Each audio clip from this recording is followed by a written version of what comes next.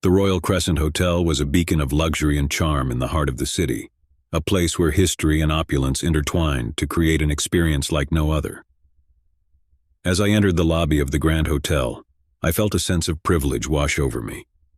I was about to embark on a weekend getaway, a respite from the daily grind, and I had chosen the Royal Crescent for its reputation of being a sanctuary in the bustling metropolis. The concierge, a gentleman by the name of Robert, greeted me with a warm smile. He had the air of someone who had served the hotel for decades, and I had no doubt that his knowledge of the Royal Crescent's history rivaled any historian's. My room, room 417, was a masterpiece of classic elegance. The decor was a seamless blend of traditional and contemporary, and a large window framed a breathtaking view of the city. The city lights spread out like a sparkling tapestry, and I was eager to immerse myself in the luxurious comfort that the Royal Crescent promised. That first evening, I decided to explore the city. The streets were alive with energy, the cacophony of traffic and the hum of conversations filling the air. I roamed the city's bustling markets, indulging in street food and reveling in the vibrant life that surrounded me. The night was filled with laughter, the harmonious blend of languages, and the sweet melodies of street musicians. It was well past midnight when I returned to the Royal Crescent, and the hotel's lobby had transformed into a haven of tranquility. The creepy space exuded an air of timeless elegance, and the concierge, a gentleman named Mr. Lawrence, greeted me with a polite nod. The fourth floor, where room 417 was located, was quiet as I made my way down the corridor. The plush carpeting muffled my footsteps, and the sconces that lined the walls cast elongated shadows. It was as if the corridor had slipped into another era, one where time moved at a slower pace. As I approached the door to room 417, I noticed something unusual. The brass plaque, which typically displayed the room number, was blank. It was as if the room didn't exist, or it was intentionally concealed. The sight sent a cold feeling down my back, but I attributed it to a quirky detail of an old hotel. Turning the handle, I entered the room, ready to unwind and savor the comforts of the Royal Crescent. However, the atmosphere within the room was unnaturally cold. I checked the thermostat, which was set at a moderate temperature, yet the chill persisted. I couldn't help but wonder if the old building had heating issues. I decided to draw the heavy curtains to take in the city's magnificent view, but they refused to budge. It was as if they were frozen in place, resisting my efforts to reveal the world outside. I tugged at them with increasing frustration, but they remained immovable. The room's atmosphere was growing increasingly oppressive, and I made my way to the bathroom, hoping to freshen up and shake off the discomfort. However, when I turned on the faucet, icy water rushed out, sending an electric shock through my fingers. I quickly turned it off, bewildered by the unexpected frigidity. I began to wonder if there was an issue with the hotel's plumbing. My discomfort was deepening, and I contemplated calling the front desk for assistance. However, when I picked up the phone on the bedside table, there was no dial tone.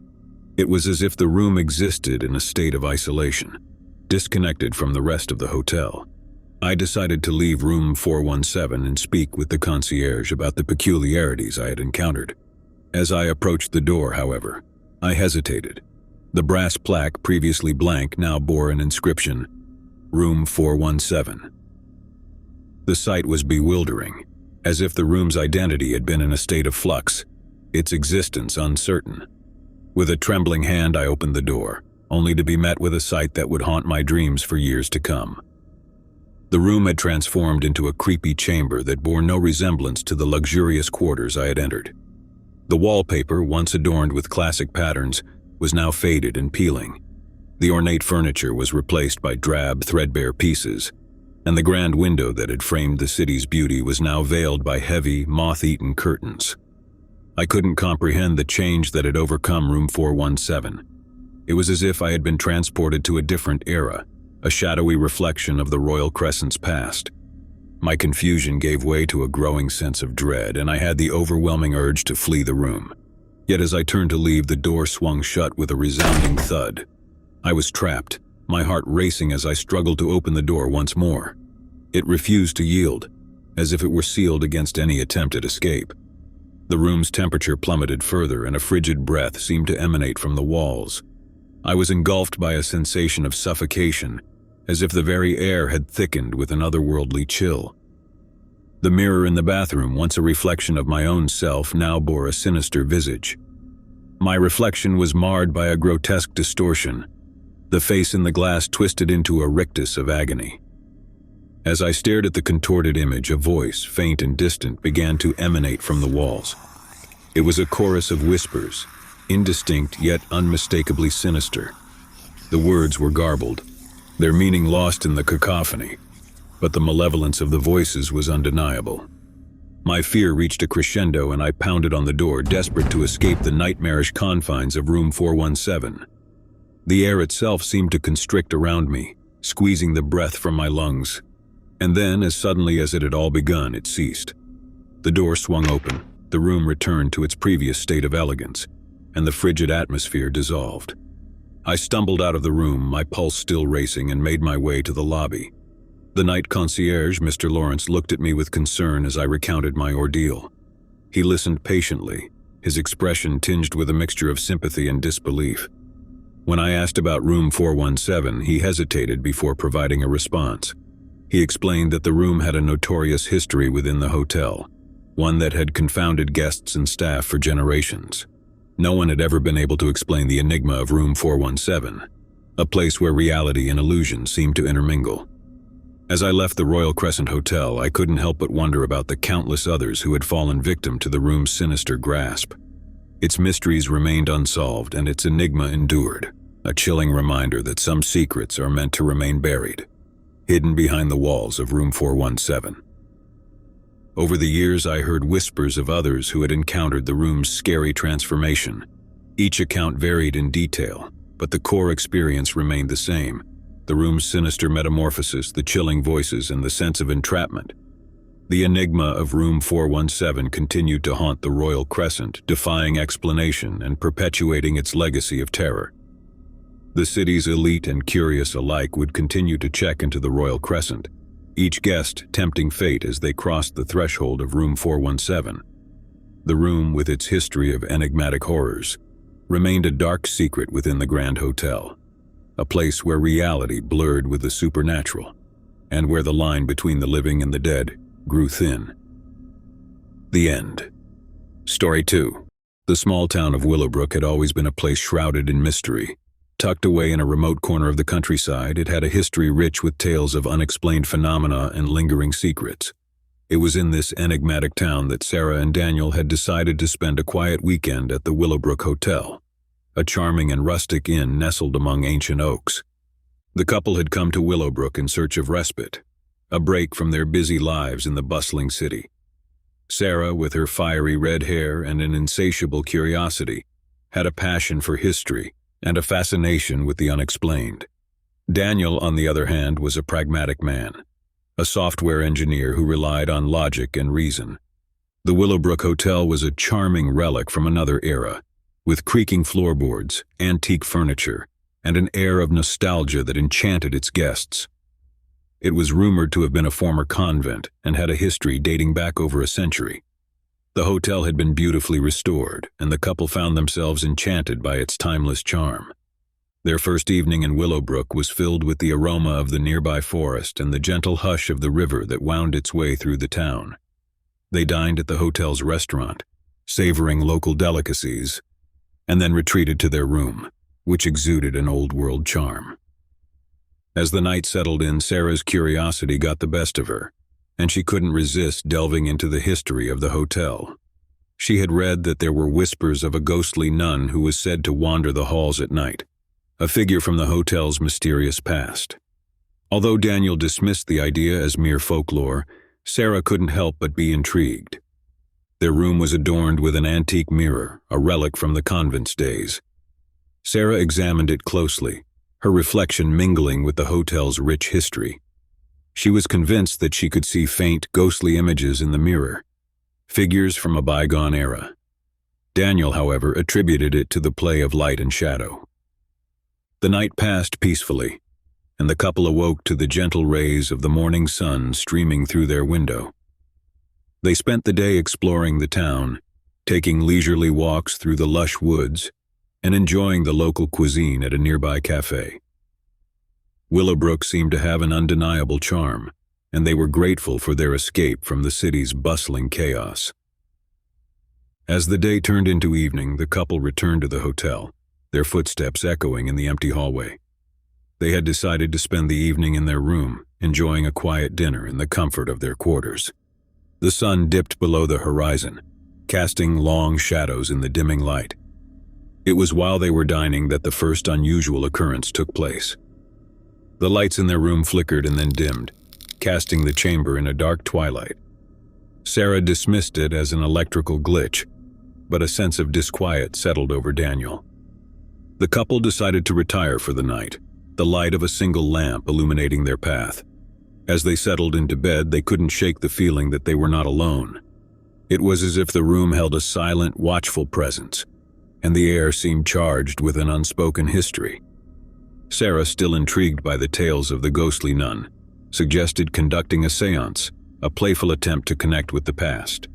She lit a few candles, and they held hands, closing their eyes. The room was filled with an expectant silence, broken only by the soft murmur of the nearby river. Suddenly, the candles flickered and extinguished, plunging the room into darkness. An icy breeze seemed to sweep through the chamber, and the couple felt a strange presence enveloping them. Sarah's curiosity had quickly given way to fear, and she urged Daniel to stop the séance. The room seemed to respond, and the lights flickered back to life.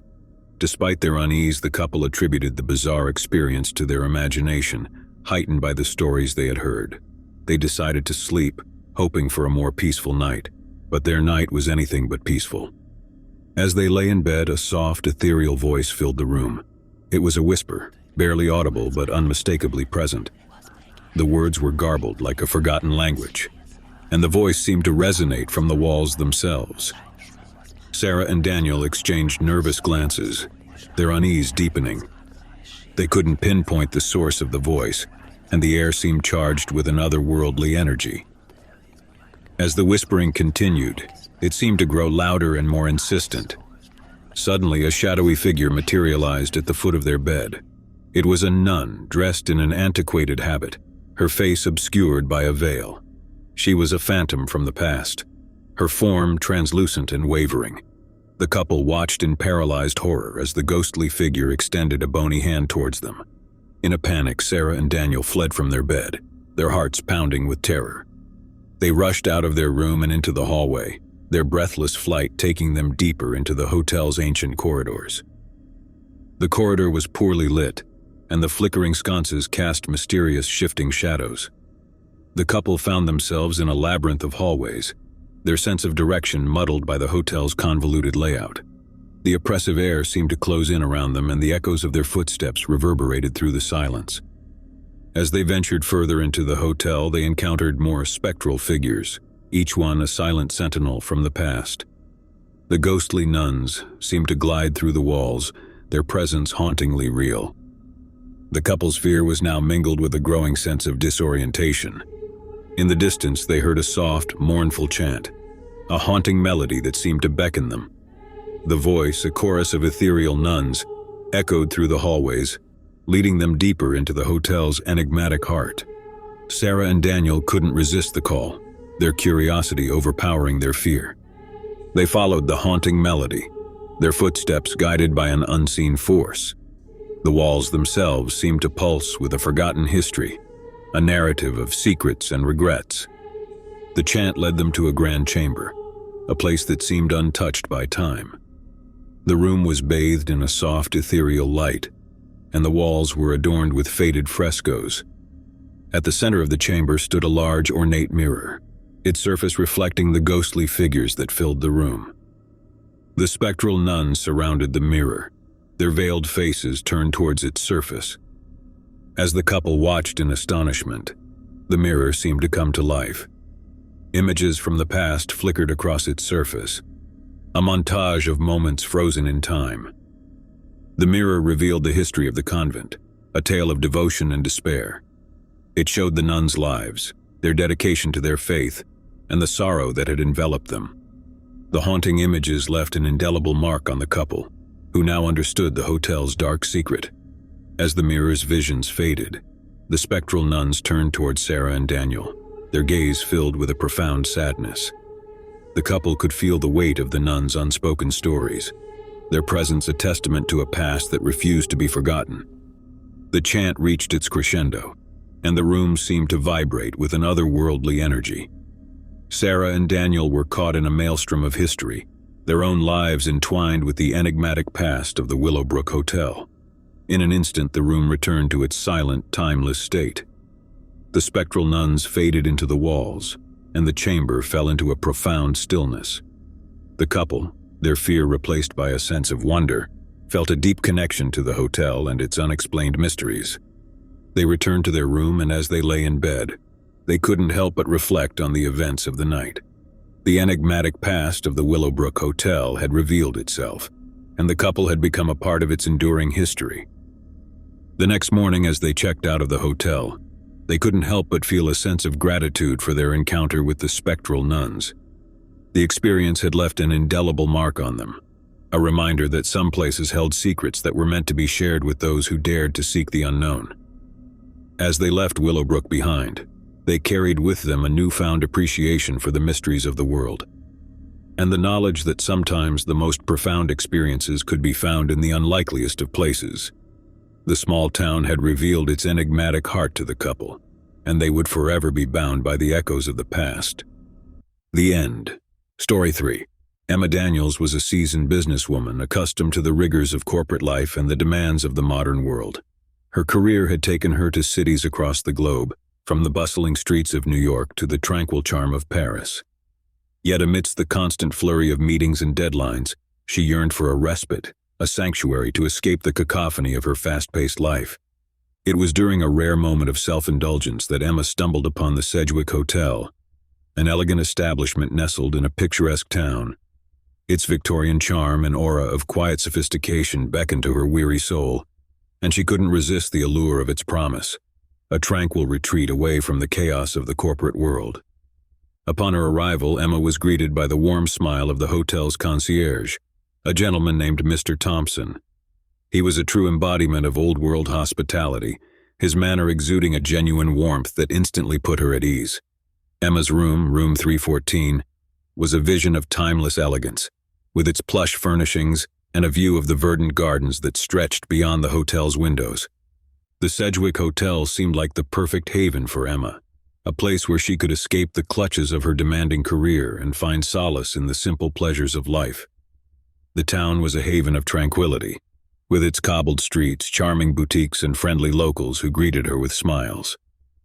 As the sun set over the town, Emma dined at the hotel's restaurant, savoring each exquisite dish that was presented before her. The flavors were a symphony for her senses, and she marveled at how this quaint town could hold such culinary treasures.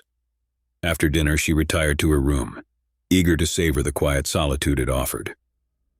As Emma settled into the plush armchair by the window, a sense of serenity washed over her. The room seemed to embrace her, its soothing ambience a balm for her weary soul. She decided to spend the evening lost in a good book, immersing herself in the world of fiction as the town's lights twinkled beyond her window. Yet as the night deepened and the town grew quiet, Emma became aware of a faint sound that seemed to echo through the walls. It was a soft, almost imperceptible noise, like a distant whisper that teased her senses. She paused, her book forgotten in her lap as she strained to discern the source of the sound. The noise seemed to emanate from the room next door, room 315. It was a barely audible murmur, indistinct yet persistent.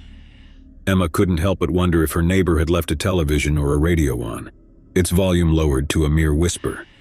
As the minutes passed, the noise continued, its soft cadence growing increasingly unsettling.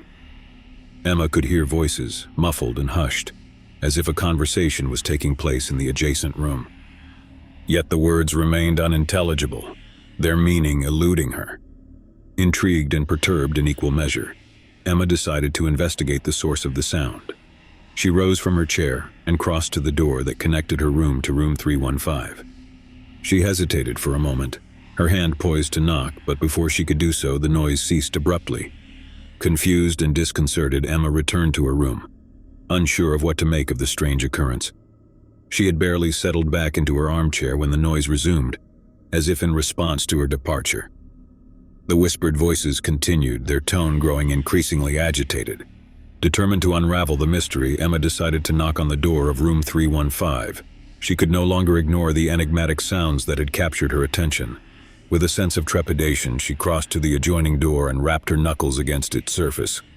The noise inside room 315 ceased once more, and there was a moment of silence. Then, the door creaked open slowly, revealing the interior of the neighboring room. Emma peered inside, her heart pounding, but there was no one to be seen. The room appeared empty, its furnishings untouched.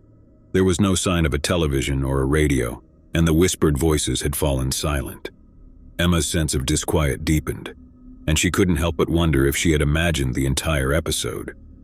Feeling both bewildered and embarrassed, she withdrew from room 315, allowing the door to swing shut behind her.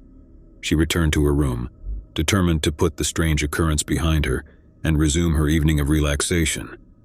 But the whispered voices refused to be forgotten. They seemed to echo in her mind, haunting her thoughts and refusing to release their hold. As Emma lay in her bed, the sound of the hushed conversation filled her ears once more, as if it emanated from the very walls themselves. Unable to ignore the enigmatic voices any longer, Emma called the front desk and spoke with Mr. Thompson, the concierge.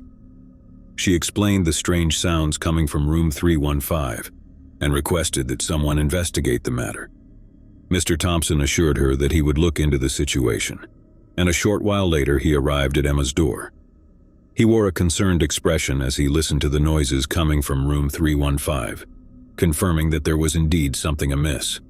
Together they approached the door of room 315 and once again Emma knocked.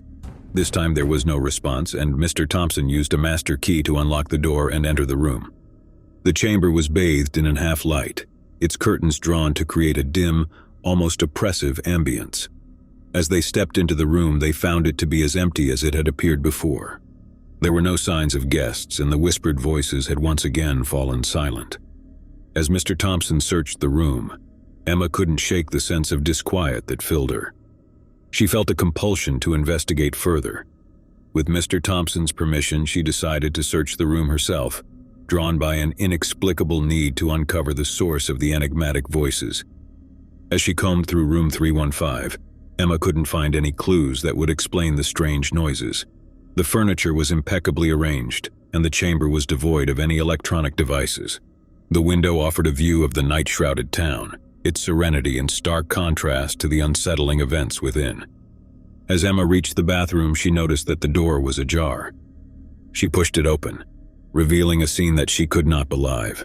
The bathroom was empty, but a faint, ghostly whisper seemed to emanate from within, its source concealed from view. Emma stepped into the bathroom, drawn by the ethereal sound. She searched for the origin of the noise, her gaze fixated on the ceiling. It was there that she noticed an air vent, its metal grill partially dislodged. With a sense of trepidation, Emma removed the grill and peered inside. To her astonishment, she discovered a hidden chamber within the walls of the hotel. The space was cramped, its walls lined with ancient decaying manuscripts and journals. As Emma retrieved the writings, she realized that they were diaries, accounts of long-forgotten guests who had stayed in the room. The pages were filled with cryptic entries, describing the same whispered voices that she had heard, the same conversations that had haunted her. It became clear that the voices were not a figment of her imagination. The diaries revealed that countless guests had reported similar experiences, and the room itself had gained a sinister reputation. The writings spoke of an inexplicable presence, of voices that seemed to transcend time and space. Emma couldn't help but be captivated by the diaries, their words drawing her deeper into the enigma of room 315. As she continued to read, she discovered that the room had been the site of unexplained phenomena for decades, with guests reporting whispered voices, shadowy apparitions, and a sense of being watched. Intrigued and unnerved, Emma returned to her room, the diaries in hand, and shared her discoveries with Mr. Thompson.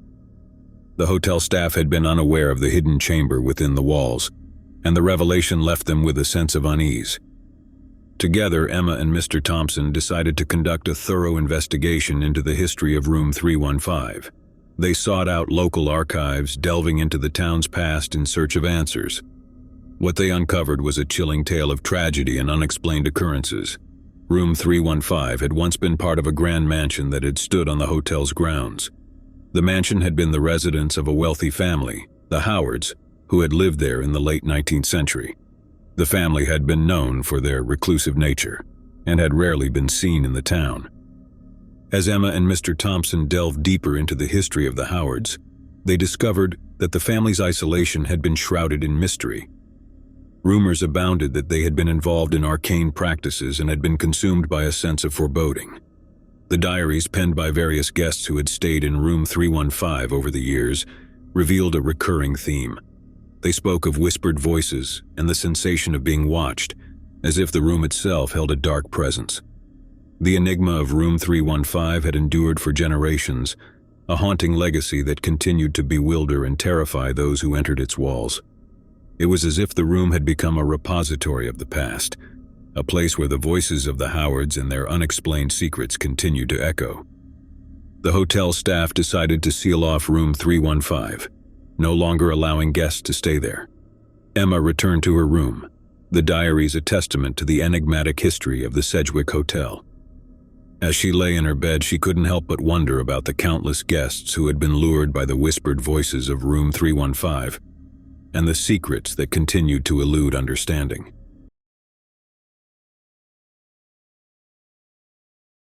The soft murmur of chatter and the clinking of cutlery filled the elegant restaurant as diners indulged in fine cuisine. It was a place where laughter, romance, and exquisite dishes danced together, and the soft glow of candlelight cast an enchanting spell over the room. Sarah and Mark had chosen this restaurant for their anniversary, eager to celebrate their 2 years of love and devotion in a place known for its exquisite culinary delights.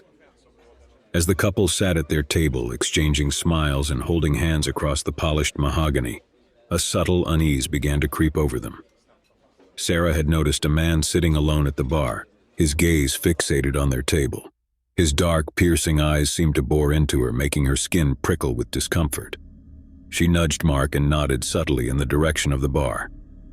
"Mark, do you see that man at the bar?" she whispered, trying not to alarm the other diners. Mark turned to glance discreetly at the bar and saw the stranger. A shiver ran down his spine as he observed the man, dressed in a perfectly tailored suit that exuded an aura of affluence, yet his eyes were devoid of warmth. "Yeah, I see him," Mark replied in a hushed tone. "He's been staring at us for a while now. It's unsettling." Unsure of what to do, Sarah and Mark returned their attention to their meal, hoping the strange man would lose interest and move on. But his gaze remained unwavering, an unsettling presence that cast a dark cloud over their special evening. The hours passed, and the stranger's relentless stare continued to haunt them. Each time Sarah and Mark tried to catch his eye, he looked away, as if playing a sinister game. Their celebration had turned into an anxious ordeal, and they debated leaving the restaurant early. However, they were determined not to let this stranger ruin their special night. Eventually, the couple decided to confront the man, hoping that a polite inquiry would dissuade him. Mark excused himself from the table and approached the bar, where the stranger sat sipping a glass of red wine. With a forced smile, Mark initiated the conversation. "Excuse me, sir," Mark began, trying to sound nonchalant. "My wife and I couldn't help but notice that you've been watching us. Is there something you need?" The stranger turned to face Mark, his expression remaining cold and aloof. "Watching? I'm merely enjoying the ambiance of this fine establishment as you are." Mark sensed an air of arrogance in the stranger's tone, but decided not to escalate the situation further. He returned to their table and whispered to Sarah, "I talked to him, and he claims he's just here for the ambiance. Let's finish our meal and go." But as they resumed their dinner, the creepy sensation of being watched persisted. It seemed as if the stranger had intensified his gaze, his unrelenting eyes now locked onto Sarah, who could feel his presence like a weight on her soul. In a last-ditch effort to defuse the situation, Mark summoned the restaurant manager and discreetly informed him of their discomfort. The manager approached the stranger and engaged him in a quiet conversation. However, the stranger's demeanor remained unchanged, and he merely waved the manager away. As their unease deepened, Sarah and Mark grew more anxious, feeling trapped in the clutches of an inexplicable nightmare. The stranger's relentless gaze had transformed into a malevolent force, causing their anniversary dinner to unravel into a nightmarish ordeal. With dessert untouched, they decided to cut their losses and leave the restaurant. As they stood up to depart, the stranger also rose from his seat, his unsettling smile curving into a sinister grin. It was clear that he had no intention of letting them escape his grip. They rushed toward the exit. The restaurant's ambiance that had once enchanted them now felt suffocating and sinister. Panic clawed at their throats as they reached the door, but to their horror, the stranger was right behind them. His cold fingers brushed against Sarah's shoulder as he whispered, "Leaving so soon? I've been waiting for this." In a heart-pounding moment, Mark shoved the stranger away and they sprinted out of the restaurant, leaving their unfinished anniversary dinner behind. They hailed a cab, but before they could drive away, they saw the stranger standing in the restaurant's entrance, watching them with those unnerving eyes. Over the next few weeks, Sarah and Mark's lives were plagued by an insidious terror. The stalker, whose name they still didn't know, made his presence felt at every turn. They received anonymous phone calls, where the caller breathed heavily into the receiver before hanging up. Their home was broken into, their personal belongings disturbed, but not stolen. The nightmare had become all-consuming. They sought the help of the police, who could do little without concrete evidence of a crime. The stalker was cunning, leaving no trace of his identity. Even their friends and family grew skeptical of their claims, suggesting it might all be a figment of their imagination. The stalker continued to torment them, sending cryptic letters and packages containing scary mementos of their anniversary night. The police investigation yielded no results, and the couple's desperation grew. One evening, as Sarah and Mark sat in their dimly lit living room, a chilling letter arrived. It read, "You can't escape me. I will always be there, lurking in the shadows. Your love will turn to fear, and your fear will consume you. Say goodbye to your peace, for I am your shadow." The couple was paralyzed with fear, realizing that their tormentor had invaded the sanctity of their home, their most private space. The police were called once again, but the stalker's cunning remained unmatched and they couldn't trace the source of the letter. As the nightmare dragged on, the couple's love began to fray. The strain of constant fear wore them down, sapping their joy and replacing it with dread. They started to drift apart, their once strong bond weakening under the weight of their unending terror. One fateful night, as Sarah lay alone in her bed, she heard a creaking sound from the hallway. Her heart pounded as she clutched the covers, paralyzed by fear. The footsteps grew closer, slow and deliberate, and then a shadowy figure appeared in the doorway. It was the stalker, his face concealed in the darkness. "Sarah," he whispered, his voice a chilling echo.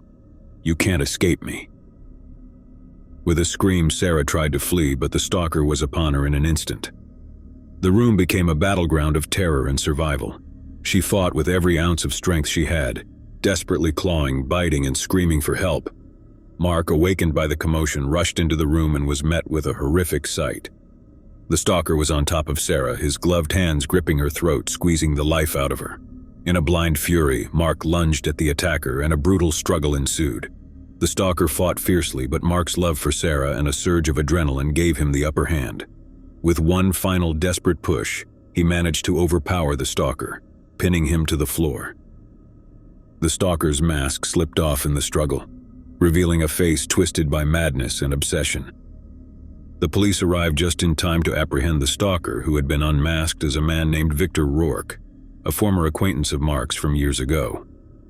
The motive behind his relentless stalking remained a mystery, as Rourke refused to speak about it. Sarah survived the attack, though she bore both physical and emotional scars from the ordeal. Mark's unwavering love and heroism had saved her life, but the trauma of the past months had left indelible marks on their souls. The end. Second story. In the heart of the bustling city, nestled amidst a row of quaint buildings, stood a charming little restaurant known as La Cuisson. With its warm ambiance and delectable cuisine, it had earned a loyal following of food enthusiasts who flocked there for an unforgettable dining experience. The restaurant's success was attributed to the talented and enigmatic head chef, Lucien Duval, whose dishes were nothing short of culinary masterpieces. Lucien had an air of mystery about him, always seen in the kitchen but rarely in the dining area. His tall, gaunt figure moved with a strange grace, and his icy blue eyes held a secret that no one could decipher. His presence had a magnetic pull, drawing patrons from far and wide who were eager to savor the culinary delights he conjured. One such evening, a young couple, Alex and Julia, found themselves at La Cuisson. It was their anniversary, and they had heard raving reviews about the restaurant. The soft romantic lighting and the aroma of gourmet cuisine set the perfect mood for the occasion. The couple was seated at a cozy table near the window, each moment steeped in anticipation. As they perused the menu, Alex couldn't help but inquire about the elusive head chef. "Have you heard about this Lucien Duval, Julia? They say he's a culinary genius, but no one knows much about him." Julia nodded, her hazel eyes shining with excitement. "Yes, I read an article about him. They call him the Chef of Shadows. He's like a culinary ghost, known for creating dishes that are out of this world. I can't wait to taste his creations." Their meal arrived, and the first bite of the exquisite dishes was like a revelation. Each course was a masterpiece, a symphony of flavors that transcended their wildest culinary dreams. Their taste buds danced with delight as they indulged in the culinary artistry of Lucien Duval. After the meal, the couple asked the waiter if they could meet the head chef and express their gratitude in person. The waiter hesitated for a moment before agreeing to arrange a meeting. A few minutes later, Lucien Duval emerged from the kitchen, his tall, imposing figure casting a shadow across the dining room. "Ah, you wish to meet the elusive chef himself," Lucien said in a low, melodious voice that held an otherworldly quality. He approached their table with an enigmatic smile, his piercing blue eyes fixed on them. "I am pleased that you enjoyed your meal. It's not often that I come out to greet our patrons." Alex and Julia felt a cold feeling running down their spines as they gazed into Lucien's eyes. There was something in his gaze, an unsettling intensity that left them both feeling vulnerable and exposed. But his charm and the allure of his culinary prowess overshadowed their unease. The conversation flowed, and Lucien shared stories of his culinary journey and his inspiration behind each dish.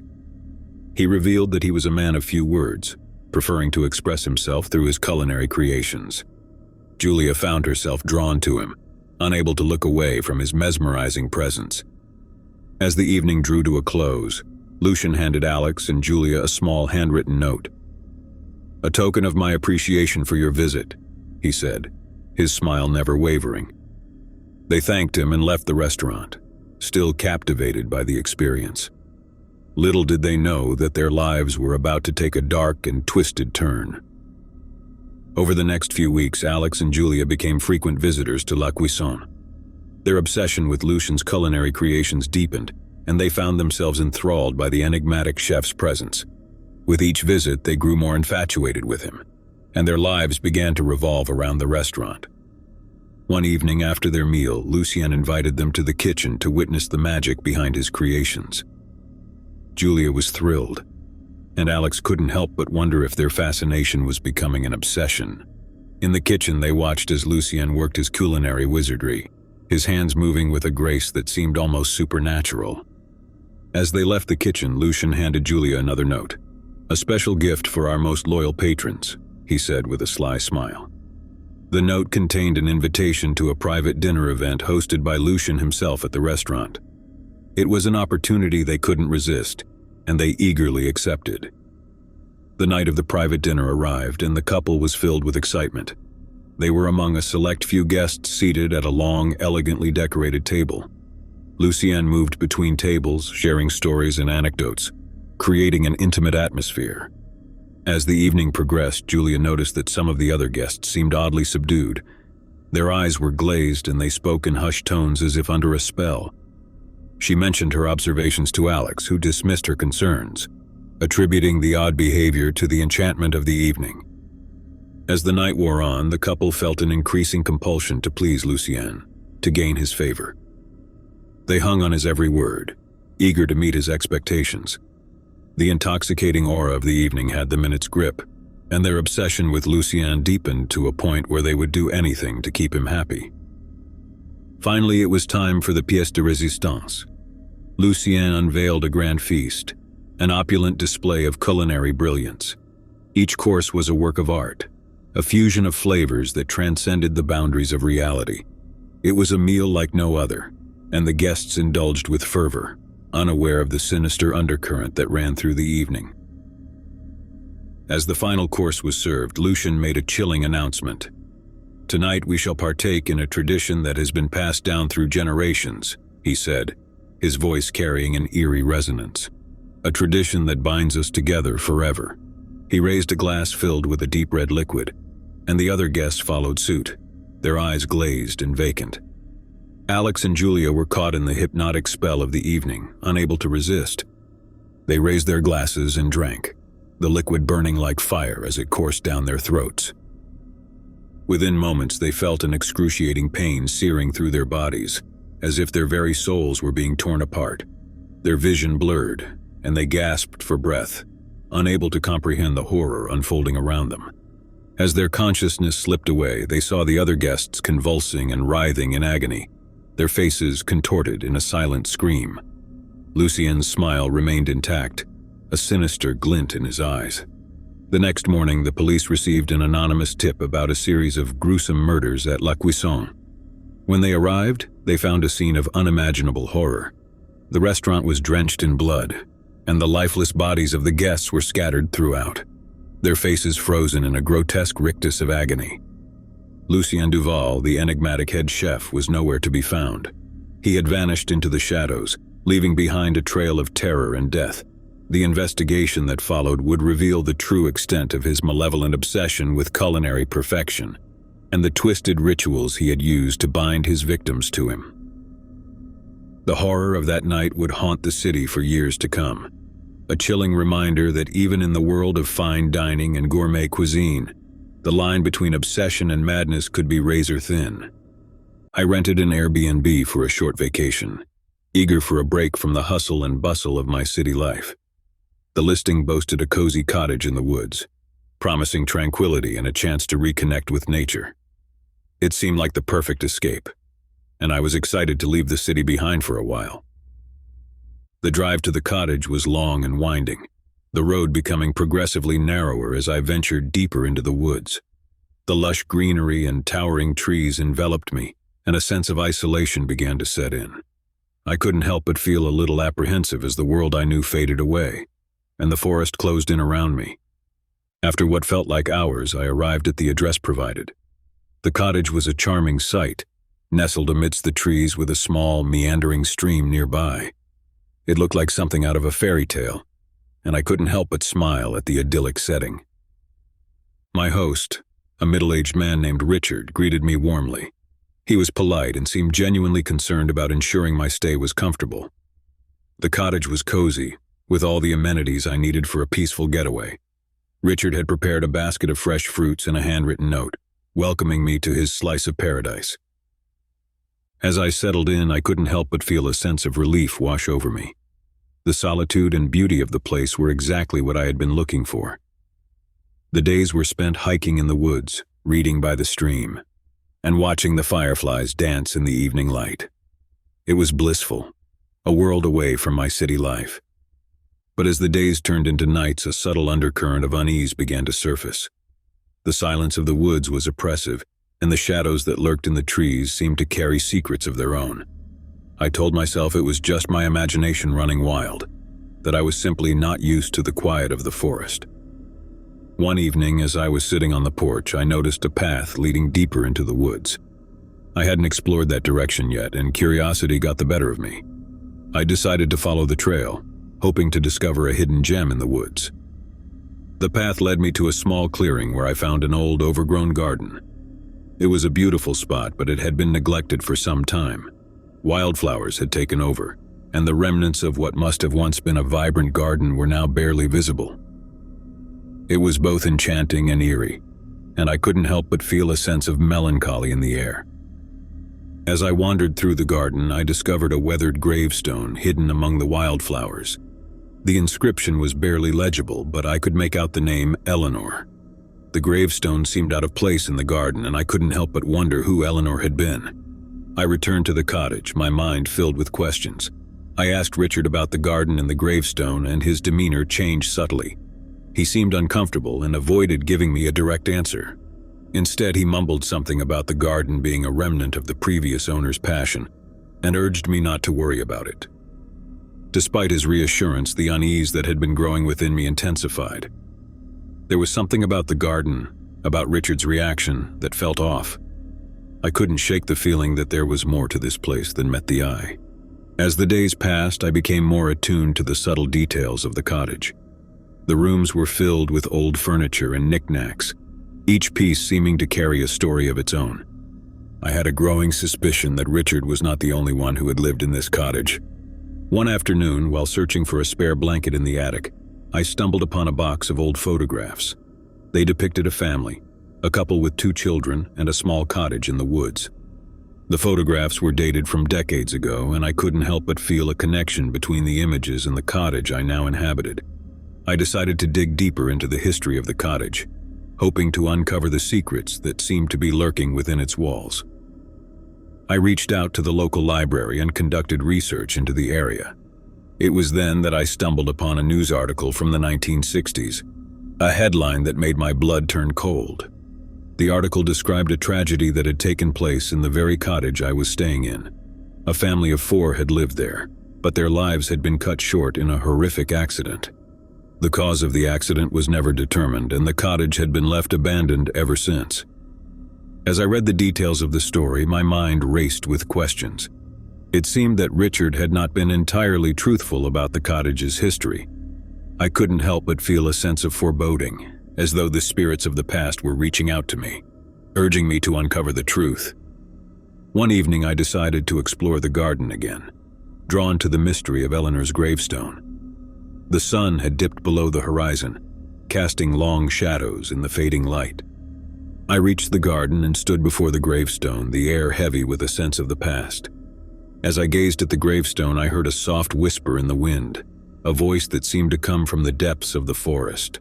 It was a name, Eleanor, carried on the breeze.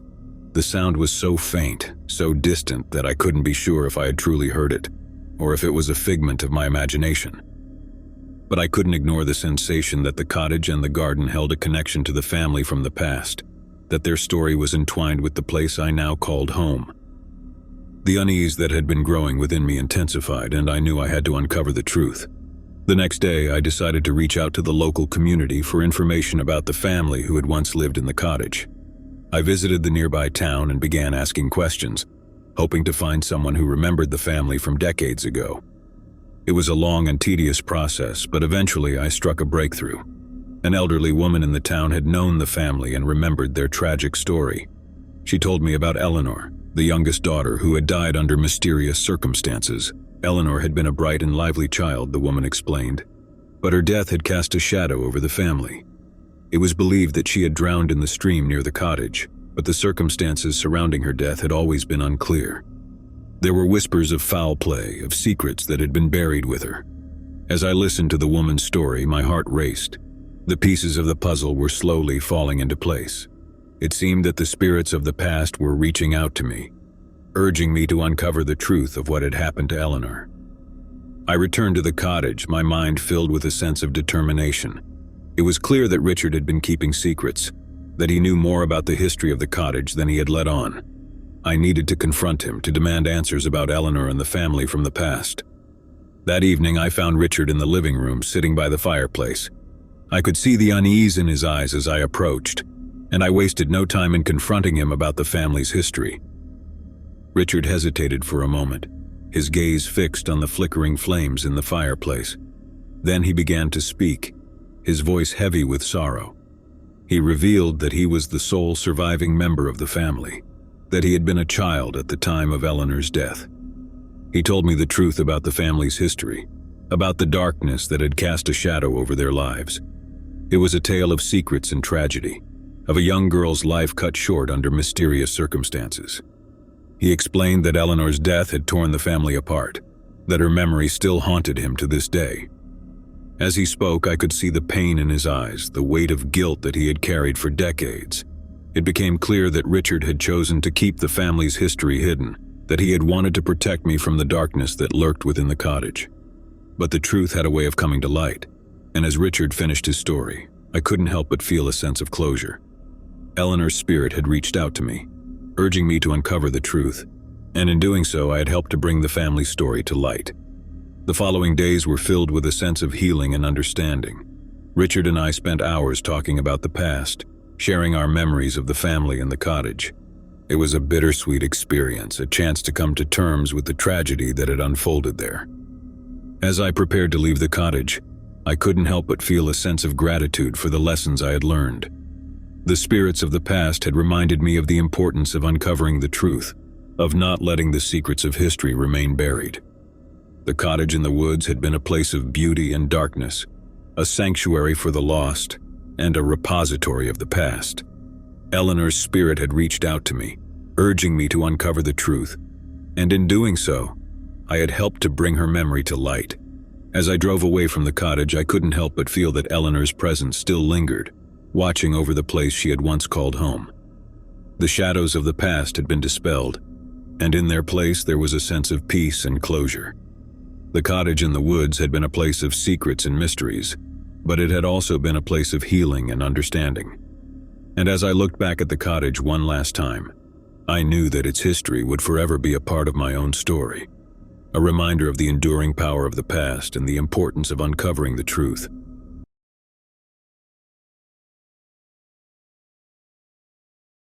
In the heart of summer, 4 friends, Lisa, Jake, Sarah, and Mike, decided to embark on a road trip that would take them through the picturesque landscapes of the American Southwest.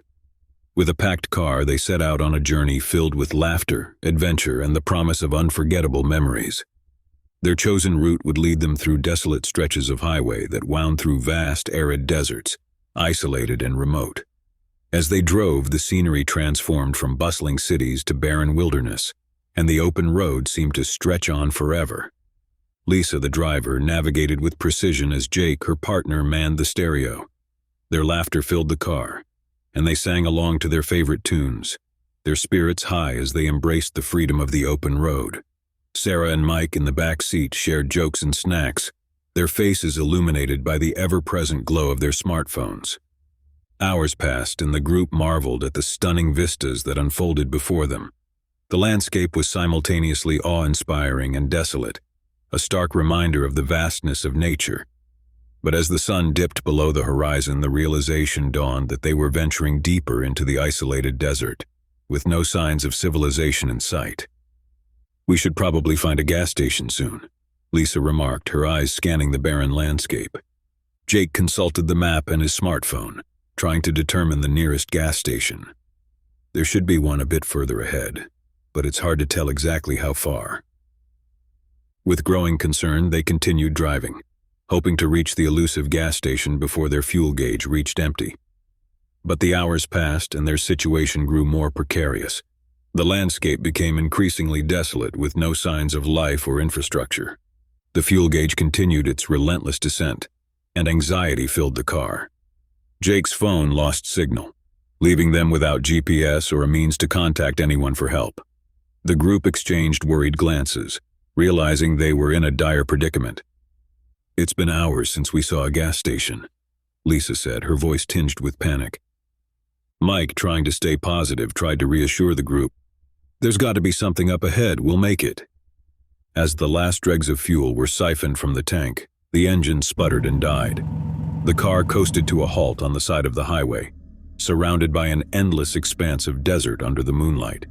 Desperation hung heavy in the air as they stepped out of the car and looked around.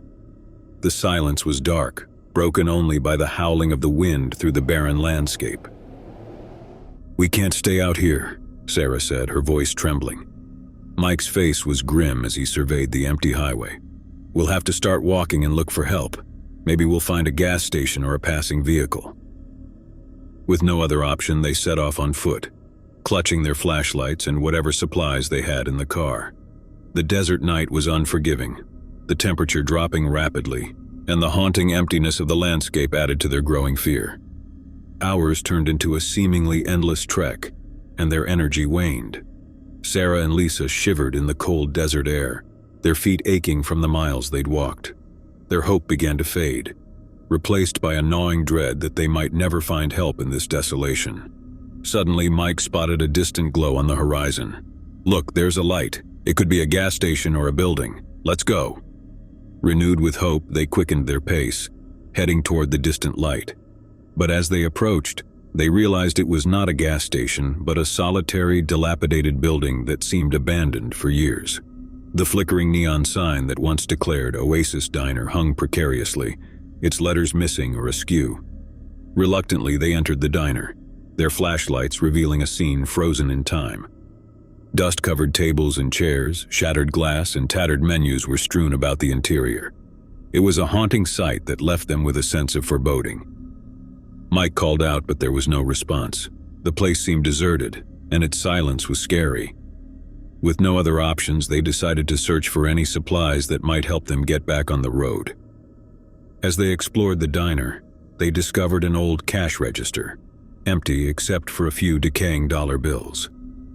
In the kitchen, they found a pantry with canned goods and bottled water, which would sustain them for a short while.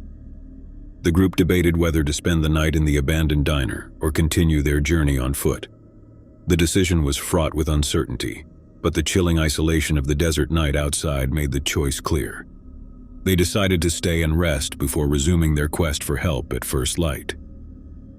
In the diner's back room, they huddled together, trying to find comfort and warmth.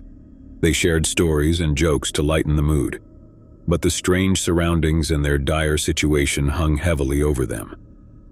Sleep proved elusive, as the hours crept by in torturous silence.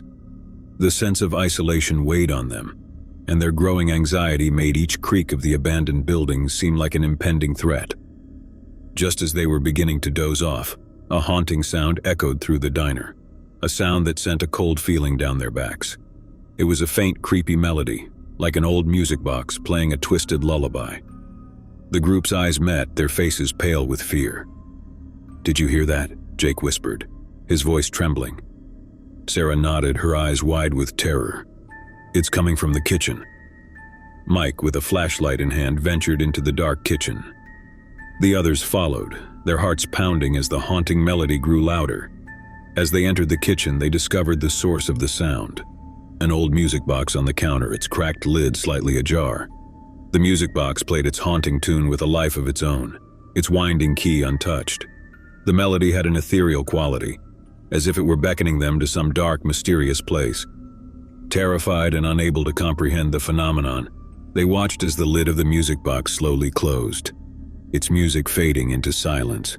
Goosebumps covered their skin, and a sense of dread weighed heavily on their hearts. Before they could react, a figure emerged from the shadows of the kitchen, its presence sending shockwaves of fear through their bodies. It was a haggard, emaciated man, dressed in rags, his eyes hollow and empty. The man's voice croaked as he whispered, "You should have left when you had the chance." The group retreated in terror, their hearts racing as they realized they were not alone in the abandoned diner. The man's ghastly appearance and his cryptic words left them paralyzed with fear. Their instincts kicked in and they ran for the exit, fleeing the diner in a panic. The night had grown colder and the desert was an even more inhospitable place than they had thought. They were filled with a deep sense of dread, unsure of what horrors awaited them in the desolate darkness. As they ventured further into the desert, the echoes of the haunting melody and the spectral presence of the man lingered in their minds, haunting their every step. The night was unrelenting, and their fear grew with each passing moment. Their desperate journey seemed endless, and they were tormented by the belief that they were being pursued by an unseen force. The desert landscape stretched out before them, an unforgiving expanse that offered no solace. Just as exhaustion threatened to overcome them, they spotted the distant glow of headlights. A vehicle was approaching, and they waved their arms frantically, their voices hoarse as they cried for help. The vehicle slowed to a stop and a lone figure stepped out.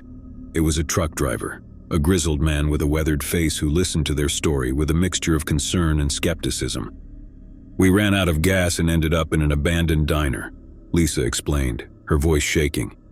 "We heard a music box playing by itself, and there was a man there who said we should have left." The truck driver's expression darkened and he glanced toward the horizon. "You're lucky I found you. That abandoned diner has a dark history.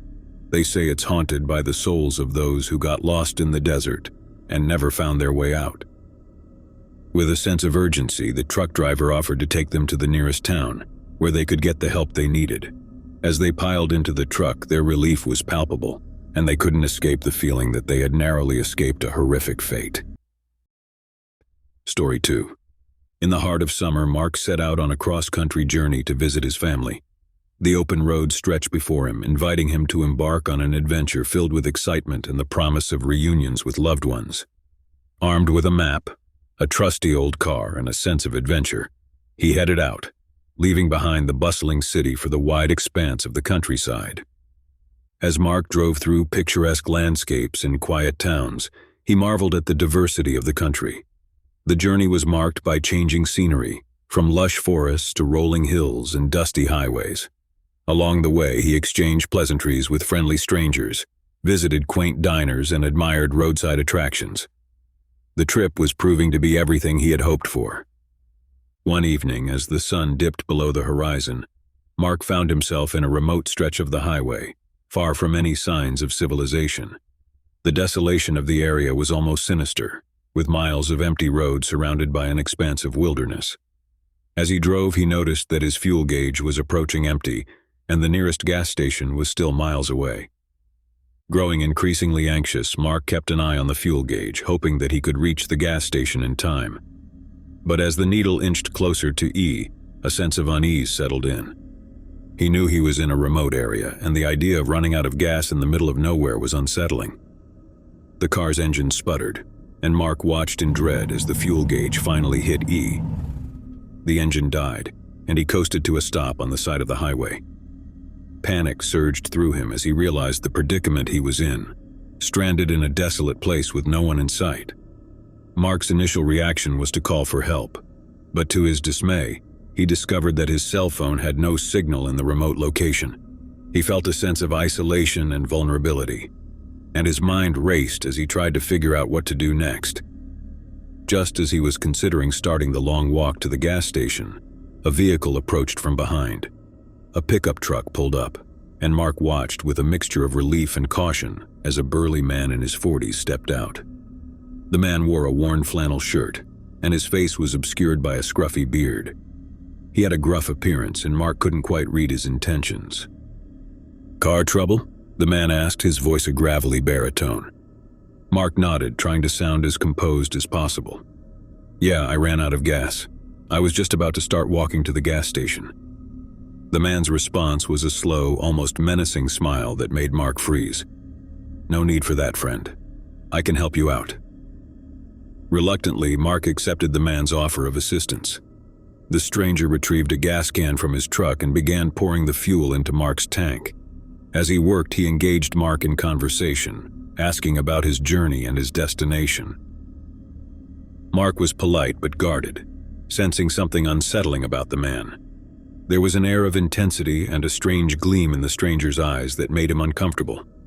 Still, he couldn't afford to turn down the help, especially in such a remote area. As the man finished refueling the car, Mark tried to offer him some money as a token of appreciation. The stranger waved it away with a dismissive gesture. "No need for that. I'm just glad I could help out a fellow traveler." Mark felt a growing sense of unease as the man returned to his truck. He thanked the stranger and got back into his car, eager to leave the desolate stretch of highway behind. However, as he pulled away, he noticed the stranger getting into his truck as well, and an uncomfortable feeling gnawed at his gut. Mark couldn't shake the sensation that he was being followed. He tried to rationalize it, telling himself that the man might be going in the same direction, but the unease persisted. The stranger's presence and the strange conversation they had shared haunted him as he drove on. Miles passed, and the highway seemed to stretch on forever. The stranger remained a constant presence in Mark's rearview mirror. Never too close, but never too far either. The paranoia grew, and he couldn't escape the nagging feeling that something was horribly wrong. To put his mind at ease, Mark decided to exit the highway at the next opportunity, hoping to lose the stranger on the back roads. He made a quick turn, leaving the main road behind, and tried to find a place to lay low. As he navigated the winding roads, he glanced in his rearview mirror, relieved to see that the stranger was nowhere in sight. Mark drove for several more miles, feeling a renewed sense of freedom. It seemed that he had successfully eluded his unwanted companion. He decided to stop at a nearby rest area to gather his thoughts and plan his next move. But just as he pulled into the empty rest area and parked his car, a sense of dread washed over him. The stranger's pickup truck had pulled in behind him, and the man emerged from the vehicle, wearing the same scary smile as before. Mark's heart raced as he realized the stranger had been following him all along. He considered his options, but the isolation of the rest area left him with few choices. The stranger approached his car, and Mark locked the doors, his hand trembling as he reached for his cell phone, still hoping for a signal. The stranger tapped on the window, his grin growing wider and more unsettling. "You tried to lose me back there, didn't you? That's not very nice." Fear coursed through Mark's veins, and he had no doubt that the stranger's intentions were far from benign. Desperation gripped him, and he reached for the car's ignition, preparing to make a hasty escape. But before he could react, the stranger produced a knife from his pocket, its blade glinting in the dim light. He began to slash at the tires of Mark's car, rendering it immobile. Panic and terror consumed Mark as he realized the dire situation he was in. With his car incapacitated, Mark had no choice but to open the window and face the menacing stranger. The man's smile had transformed into a sadistic grin, and he leaned in closer, the glint of the knife blade dancing in his eyes. "You shouldn't have tried to run, friend," the stranger whispered, his voice dripping with malice. Just as Mark feared the worst, the rest area's silence was shattered by the distant wail of sirens. The approaching police car's flashing lights painted the scene with a sense of hope. The stranger, realizing the imminent danger, retreated and fled to his pickup truck. The police car skidded to a stop, and officers apprehended the stranger, who struggled violently but was eventually subdued. Mark's heart pounded with a mixture of relief and gratitude. The police explained that the man was a known criminal with a history of violence and assault. They had been tracking him for some time, and Mark's call for help had led them to the rest area just in the nick of time. Story 3. David and Sarah, a married couple, set out on a romantic getaway to celebrate their anniversary. They decided to explore the less-traveled back roads of the countryside, hoping to discover hidden gems and make memories together. The open road stretched before them, and they were filled with anticipation and excitement. The journey was punctuated by laughter, heartfelt conversations, and moments of pure happiness. They cherished the serenity of the open road, taking turns behind the wheel, and stopping at quaint roadside diners and antique shops. One evening they found themselves on a winding, desolate road, far from the bustling towns they had grown accustomed to. The remoteness of the area was almost creepy, with dense forests on either side of the road and no other vehicles in sight. As the day waned and the sun dipped below the horizon, David noticed that their fuel gauge was nearing empty. Sarah glanced at the gauge and said, "We should look for a gas station soon. The nearest town should have one." With growing concern, they continued driving, their eyes scanning the forested landscape for any signs of civilization. But as the fuel gauge inched closer to E, a sense of unease began to settle in. David muttered, "We're running low on gas. I hope we find a station soon." Just when their anxiety was reaching its peak, they spotted a small road sign that pointed to a nearby gas station. Their relief was palpable as they followed the signs to the station, anticipating a chance to refuel and continue their journey. However, when they reached the gas station, their optimism turned to dismay. It was dark and abandoned, a relic from a bygone era. The pumps were old and rusted, with no sign of life around. It became clear that the station had been out of operation for years.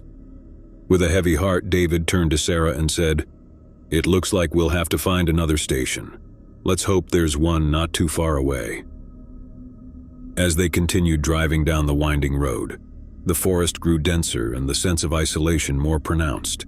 Sarah, peering at the map, suggested that there was another gas station a few miles ahead. But as they drove on, there was still no sign of civilization, and their fuel gauge inched perilously close to empty. The anxiety that had been simmering for some time began to boil over. David felt a growing sense of dread, but he didn't want to burden Sarah with his fear. Instead, he kept his eyes on the road, searching for any sign of hope.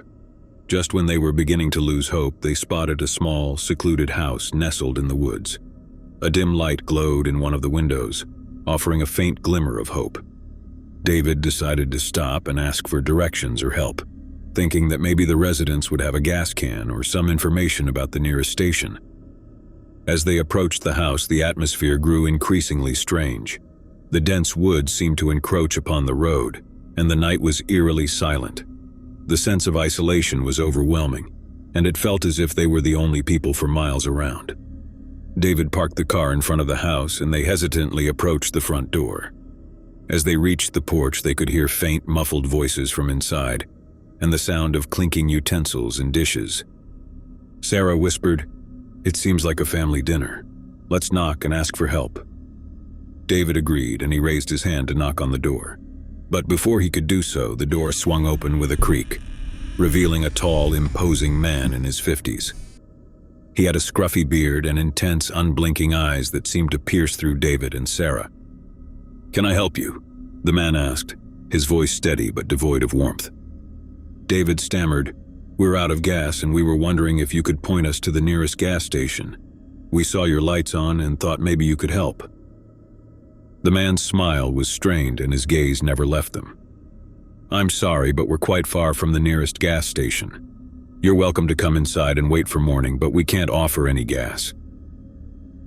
As they entered the house, the weird atmosphere only intensified. The interior was strange, and the dining room was filled with people, their faces blank and devoid of emotion. It was as if the entire family had been frozen in time, trapped in a strange tableau. The man introduced David and Sarah to his family, but there was something deeply unsettling about the encounter. The family members barely acknowledged their presence, and their dinner table was laid out with strange, unappetizing dishes. The air was heavy with silence, punctuated only by the sound of utensils scraping against plates. As David and Sarah sat at the table, the man's demeanor grew more unnerving. He continued to stare at them, his gaze unyielding. "You must be hungry after your journey. Please help yourselves to dinner." David and Sarah glanced at the peculiar dishes before them, unable to hide their discomfort. The food appeared to be a mix of unidentifiable ingredients, and an odd odor permeated the room. They politely declined the offer, but the man insisted, his insistence growing increasingly unsettling. Hours passed, and the couple found themselves trapped in a strange, unsettling limbo. The family remained unresponsive, their strange tableau unchanged. David and Sarah felt like unwelcome guests, and the fear that had been simmering beneath the surface grew more pronounced. Finally, as the clock approached midnight, the man rose from the table and approached David and Sarah, his eyes fixed on them with an unsettling intensity. "You can't leave. You must stay the night."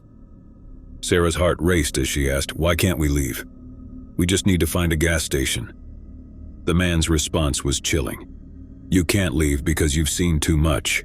You know our secret, and we can't allow you to leave." In an instant, the situation escalated from strange to horrifying. The man's demeanor turned menacing, and his family members rose from the table, their blank faces now contorted with malevolence. David and Sarah realized that they were in grave danger. With adrenaline surging through their veins, they made a desperate attempt to escape. They bolted for the front door, but the man and his family pursued them with a chilling determination. As they raced back to their car, the night seemed to close in on them, the forest swallowing them whole. The pursuit was relentless, and the man's sinister laughter echoed through the woods. Desperation drove David and Sarah to their limits as they tried to outrun their pursuers. They sprinted through the thick woods, their breaths ragged and their hearts pounding. But the family's knowledge of the terrain gave them an advantage, and the pursuit showed no signs of relenting. Just when it seemed that David and Sarah were doomed, they stumbled upon a small cabin in the woods. The door was unlocked and they burst inside, barricading themselves in. The family members arrived moments later, their hands pounding on the door with a terrifying, relentless rhythm. David and Sarah huddled together, their hearts racing as they realized the direness of their situation. The cabin's interior was shrouded in darkness, and they knew that they had no means of escape. The scary sounds of the family members outside, their footsteps and taunts, filled the cabin with dread. As the night wore on, the couple's hope began to fade.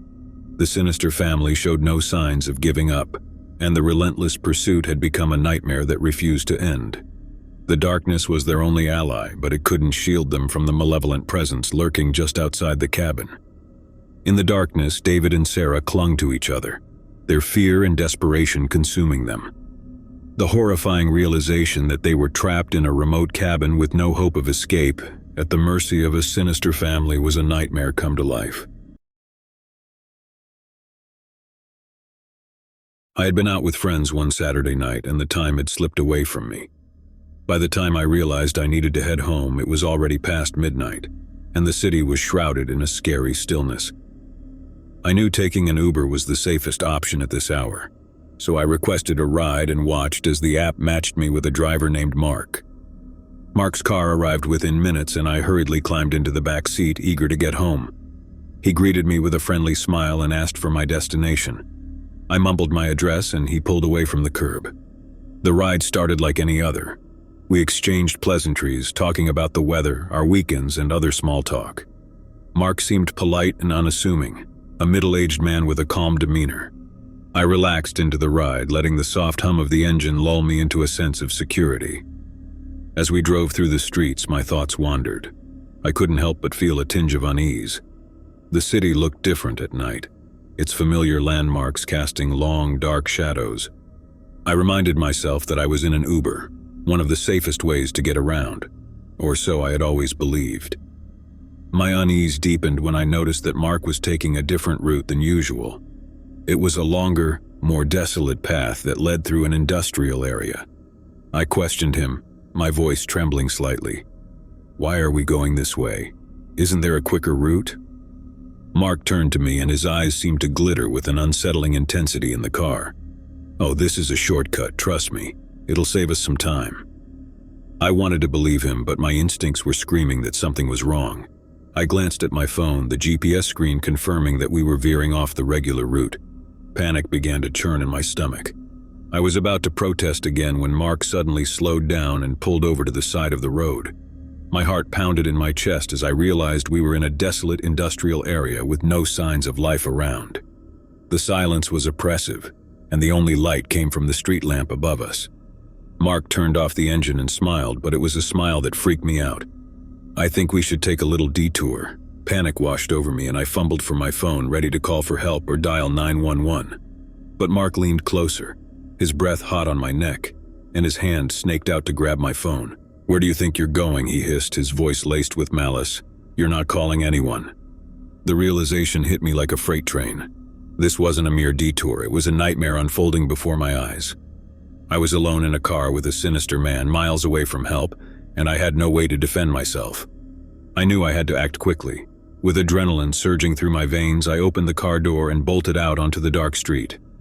My heart was pounding, and I could hear Mark's enraged shouts as he chased after me.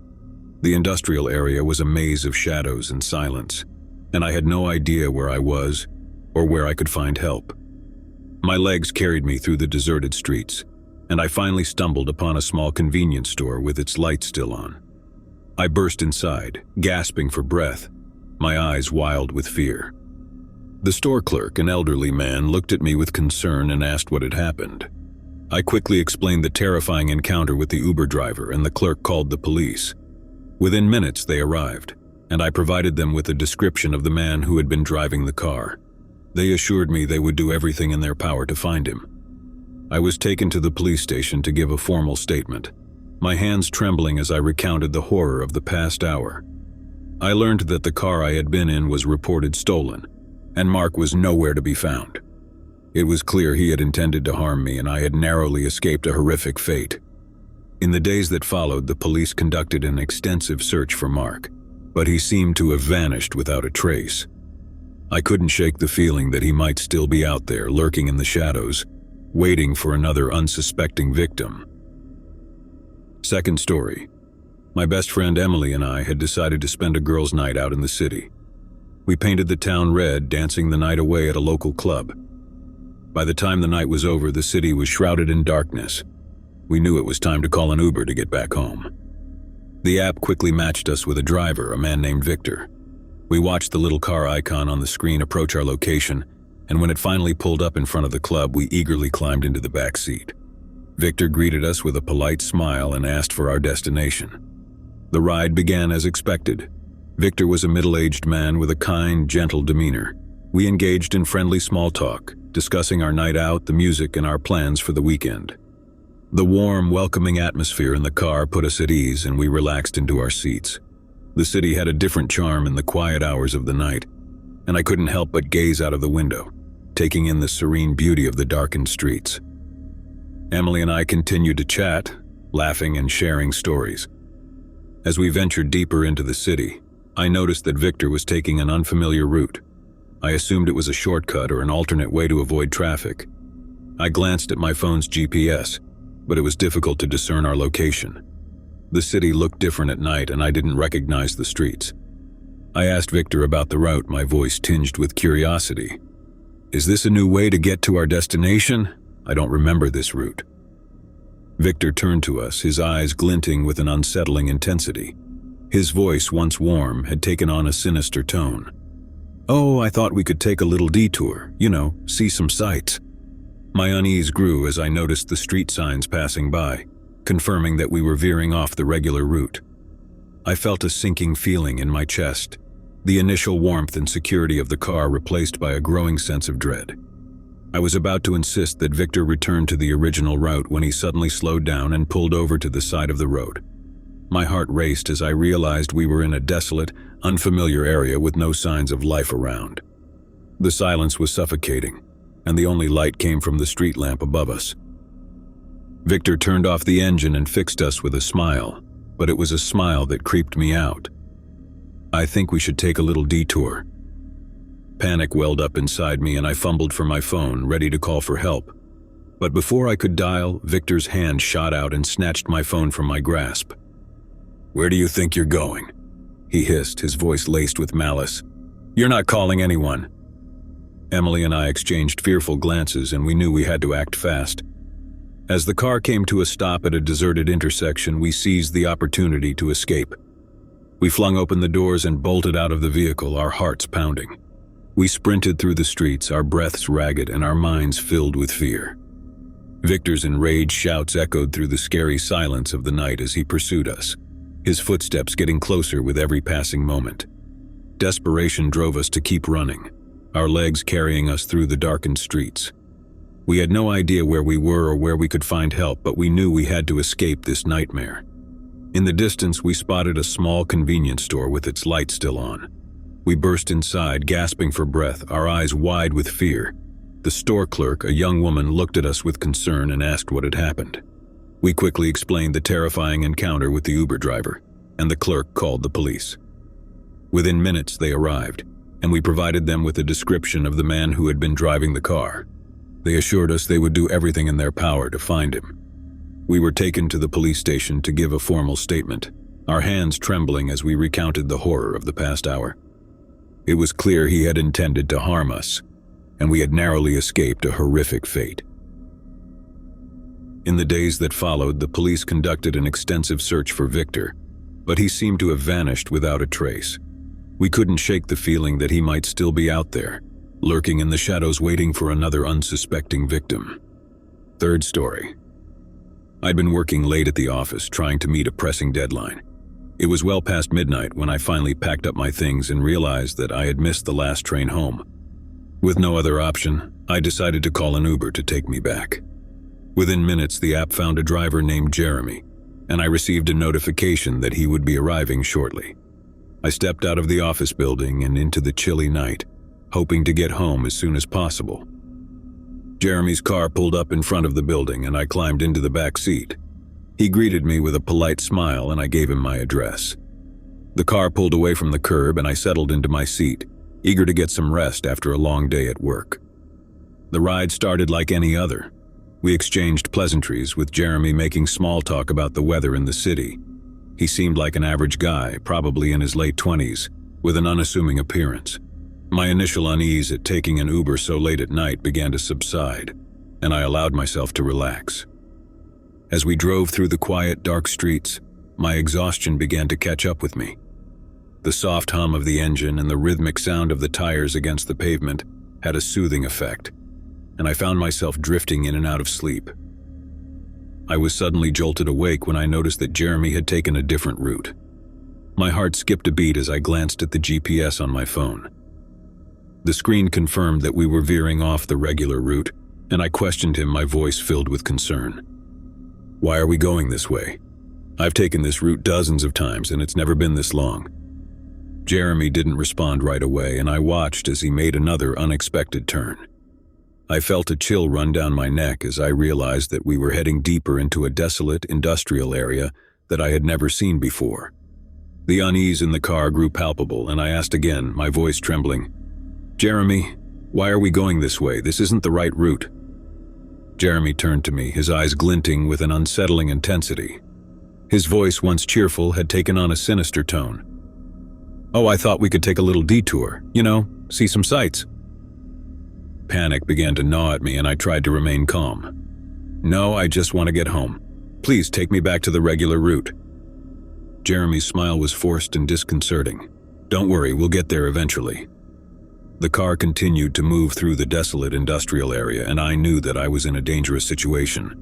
Fear coursed through my veins as I realized that Jeremy's intentions were far from benign. I was alone in a car, miles away from help, with no means to protect myself. Desperation drove me to take action. I reached for my phone to call for help, but before I could dial, Jeremy's hand shot out and snatched the phone from my grasp. "Where do you think you're going?" he hissed, his voice oozing malice. "You're not calling anyone." My heart was pounding, and I knew I had to do something. I needed to escape this nightmare. As the car came to a stop at a desolate intersection, I seized the opportunity. I flung open the door and bolted out of the vehicle, my heart racing with adrenaline. I sprinted through the industrial area, my breath ragged and my mind filled with fear. I could hear Jeremy's enraged shouts as he chased after me, his footsteps echoing through the quiet silence of the night. I had no idea where I was, but I knew I had to keep running. The streets were empty, and the darkness seemed to stretch on forever. I desperately searched for a place to hide, or someone who could help me. In the distance, I spotted a small convenience store with its lights still on. I ran inside, gasping for breath, my eyes wild with fear. The store clerk, a young woman, looked at me with concern and asked what had happened. I quickly explained the terrifying encounter with the Uber driver, and the clerk called the police. Within minutes, they arrived, and I provided them with a description of the man who had been driving the car.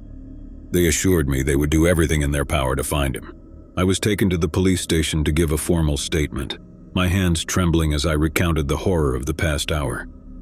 I learned that Jeremy's car was reported stolen, and he was nowhere to be found. It was clear he had intended to harm me, and I had narrowly escaped a horrific fate. In the days that followed, the police conducted an extensive search for Jeremy, but he seemed to have vanished without a trace. I couldn't shake the feeling that he might still be out there, lurking in the shadows, waiting for another unsuspecting victim.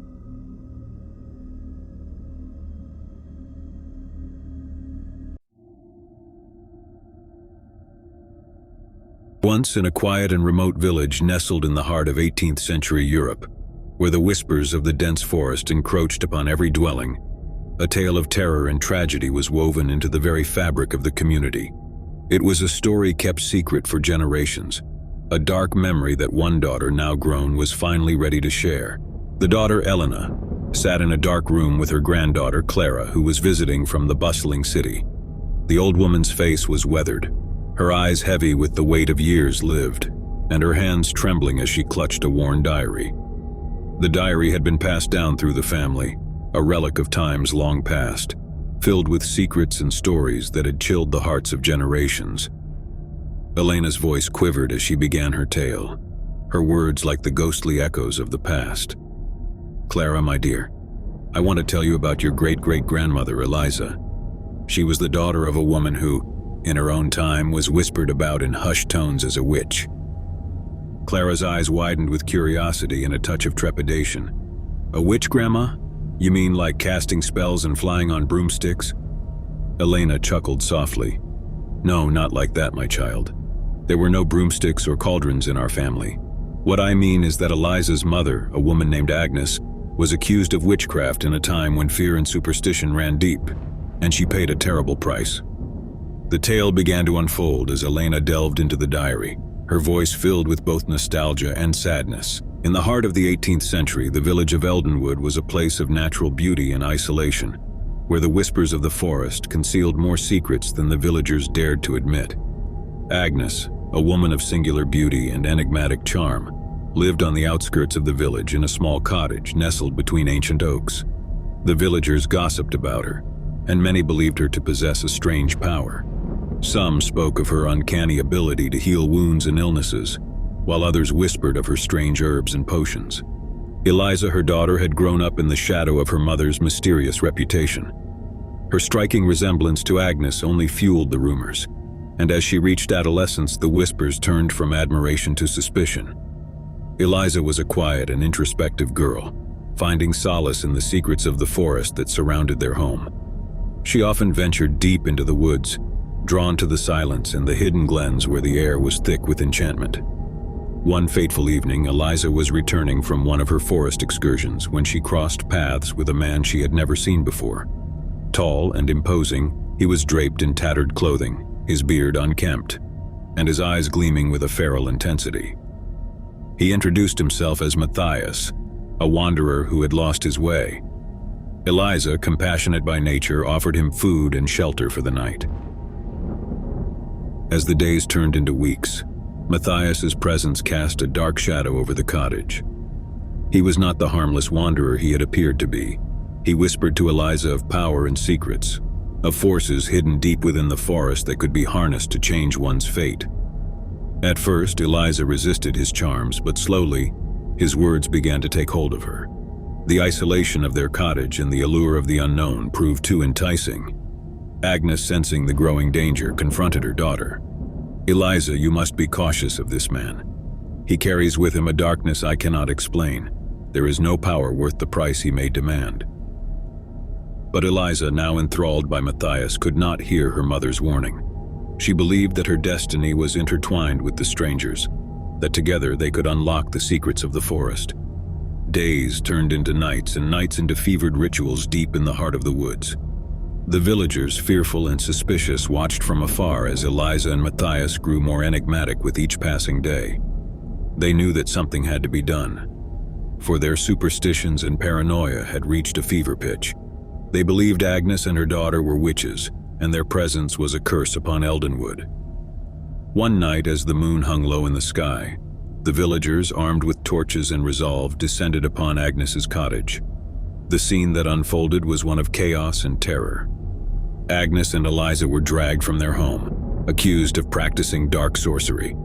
They were bound, their hands and feet tightly secured, and the mob began chanting accusatory spells and curses. Amid the chaos, Matthias, who had quietly disappeared into the night, watched from the shadows. He had manipulated the villagers, knowing that their fear and ignorance would be their downfall. As the torches drew closer, he slipped away, leaving Agnes and Eliza to face the wrath of the mob. Elena paused for a moment, her eyes filled with tears as she recalled the pain of her ancestors. "It was a gruesome sight, Clara. I won't go into the details of the trials and the torture, but it was a horrific ordeal that Agnes and Eliza endured. In the end, they were found guilty of witchcraft."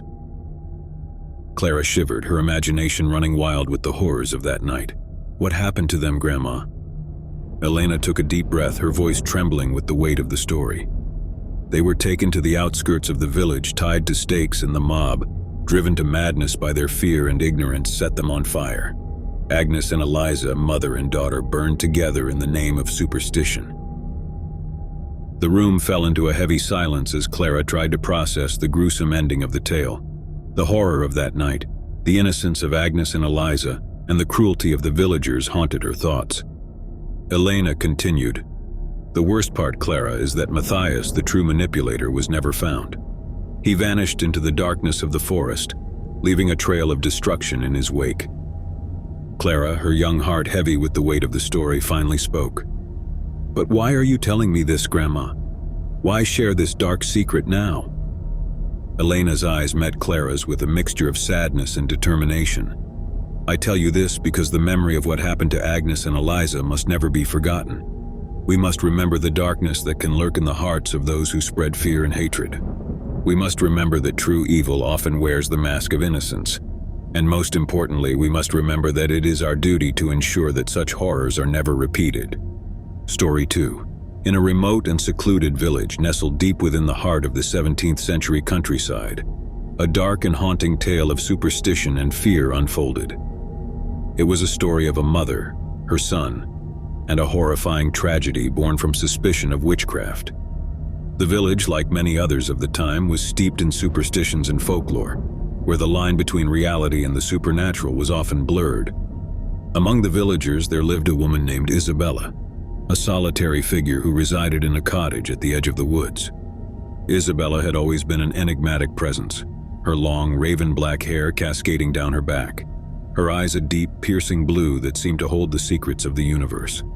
Her attire, flowing and dark, set her apart from the traditional villagers, and her affinity for herbs, potions, and natural remedies only added to the mystery surrounding her. The villagers whispered tales of Isabella's uncanny knowledge of the forest, her ability to communicate with animals, and her supposed power to influence the weather. Her cottage, adorned with peculiar symbols and charms, was believed to be a place of magic and enchantment, and the villagers regarded it with a mix of fascination and fear. Over time, the rumors about Isabella took a darker turn. Whispers of spells, curses, and a pact with the devil circulated through the village. The symbols that adorned her cottage were seen as ominous, and her affinity for the natural world was reinterpreted as something sinister.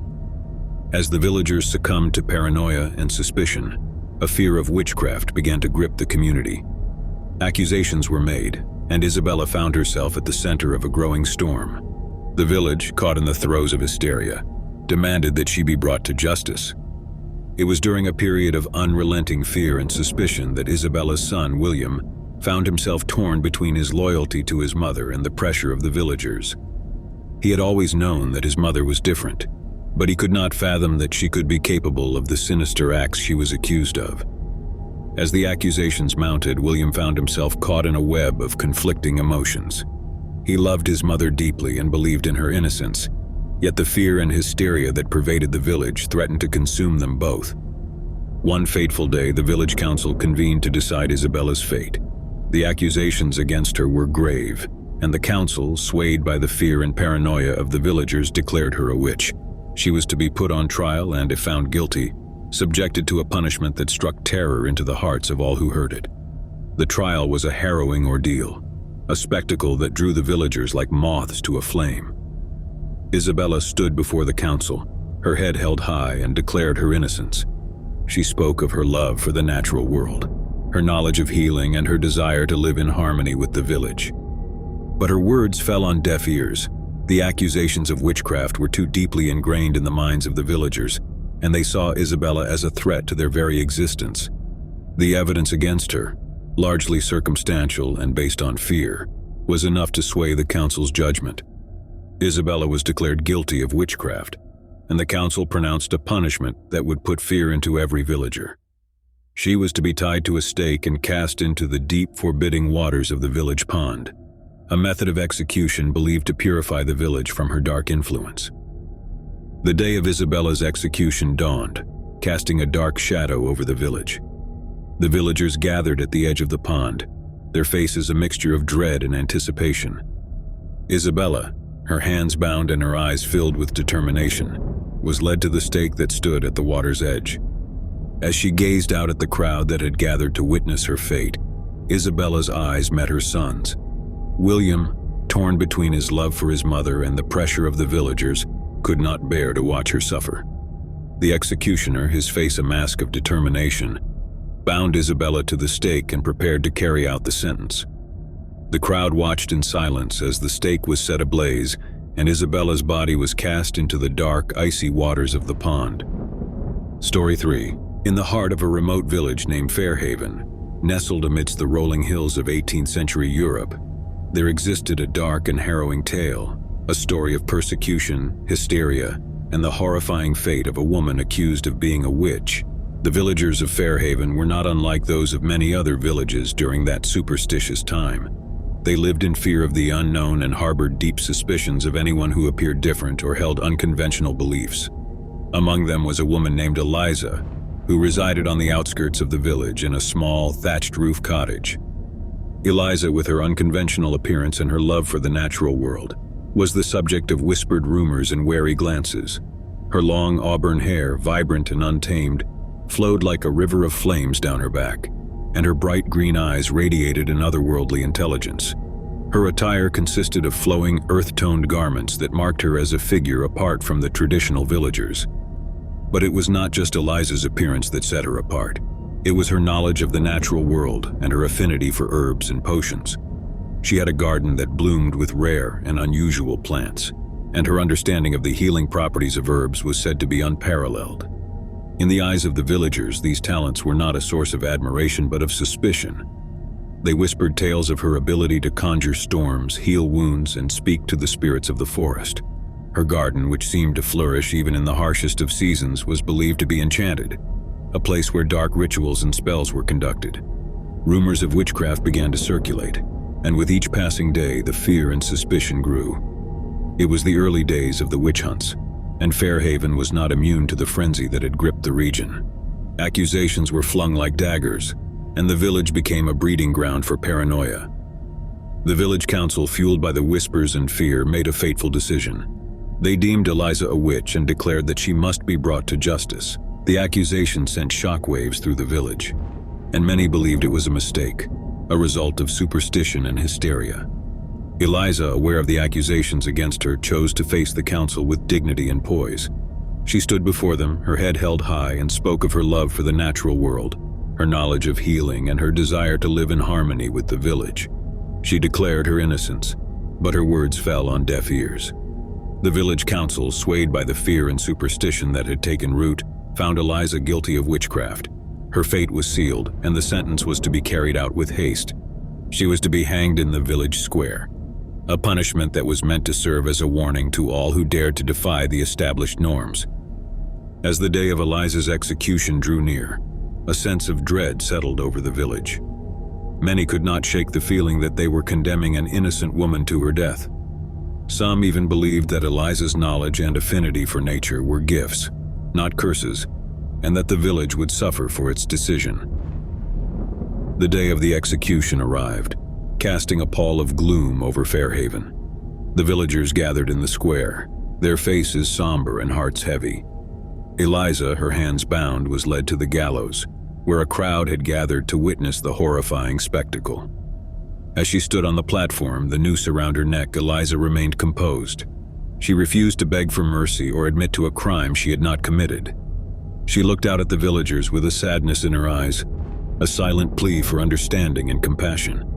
The crowd watched in silence as the executioner tightened the noose and prepared to carry out the sentence. But just as the trapdoor was about to be released, a commotion erupted in the crowd. A man, his clothes disheveled and his face contorted with anguish, pushed his way to the front. It was Benjamin, Eliza's husband. Stop this madness," Benjamin cried, his voice breaking with emotion.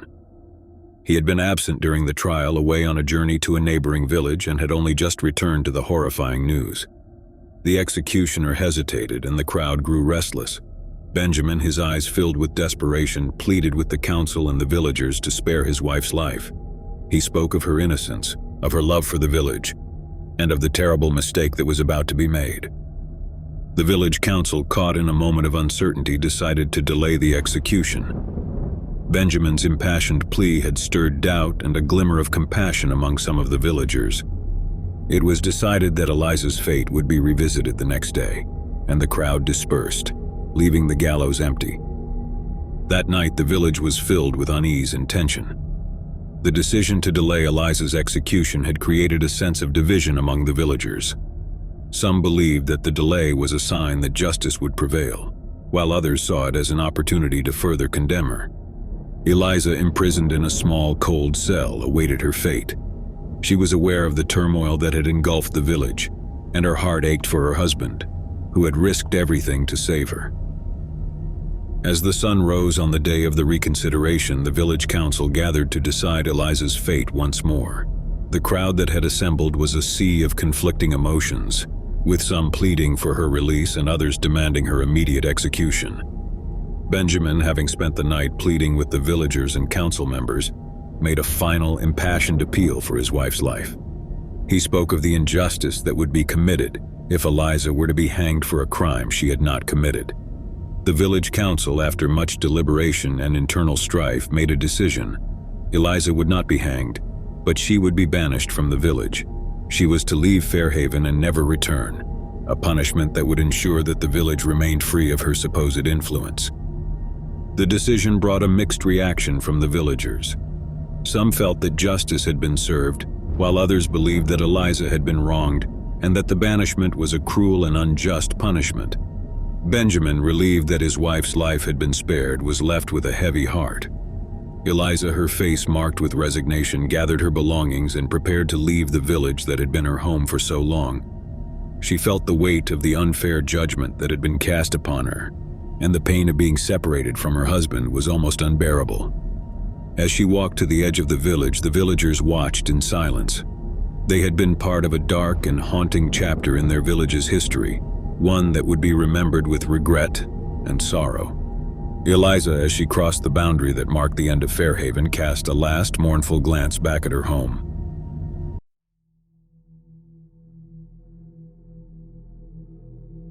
Deep within the heart of Whispering Pines Forest, there existed a dark secret hidden from the eyes of mankind. For generations, the locals had shared chilling tales of a malevolent creature that roamed the woods, a being that emerged only in the shroud of night, seeking to torment anyone who dared to enter its realm. They called it the Phantom of Whispering Pines. One gloomy evening, under a heavy rain-laden sky, a brave soul named Alex ventured into the heart of Whispering Pines Forest. The stories of the phantom had always intrigued them, and they were determined to uncover the truth behind the legend. Armed with a flashlight and a sense of determination, Alex set out to explore the enigmatic woods. The forest was dense with ancient trees, their gnarled branches intertwined like skeletal fingers. The thick canopy above allowed only the faintest trickle of light to penetrate, casting shadows on the forest floor. As the sky darkened, the air grew heavy with an unnatural silence, broken only by the hushed whisper of the wind through the leaves. The forest stillness only fueled Alex's curiosity as they delved deeper into the undergrowth. The uneven path was overgrown, and thorns clawed at their clothing, leaving trails of blood in their wake. The beam of the flashlight revealed twisted, gnarled roots that seemed to reach out, as if warning Alex to turn back. Despite the ominous atmosphere, Alex pressed forward. The tales of the phantom were a mere catalyst for their insatiable desire for the unknown. As the night deepened, the forest appeared to shift and twist, the trees closing in around them as if forming an impenetrable barrier. It was in the heart of Whispering Pines that Alex found a small, dilapidated cabin, hidden amidst the ancient trees. It was said to be the lair of the phantom, and Alex was determined to uncover its secrets. The cabin's wooden door was ajar, and with a deep breath they pushed it open. Inside, the cabin was a scene of disarray. Broken furniture, rotting curtains, and cobwebs clung to every surface. The air was stagnant and heavy with a rancid odor. As Alex explored further, they found a weathered journal on a decaying wooden desk. The journal spoke of the phantom, a creature born of darkness, a manifestation of ancient curses and forgotten rituals. The entries detailed how the locals had long ago sealed the creature within the depths of the forest, hoping to confine it to their nightmares forever. However, it was a curse that had merely slumbered, waiting for an unwitting soul to awaken it. The last page of the journal contained a warning, urging any who read it to flee the forest before nightfall, lest they become the unwitting catalyst for the phantom's resurgence. Alex's heart raced as they read the ominous words, but they were determined to uncover the truth. Ignoring the warning, they ventured further into the forest, driven by an insatiable need to unravel the enigma of the phantom.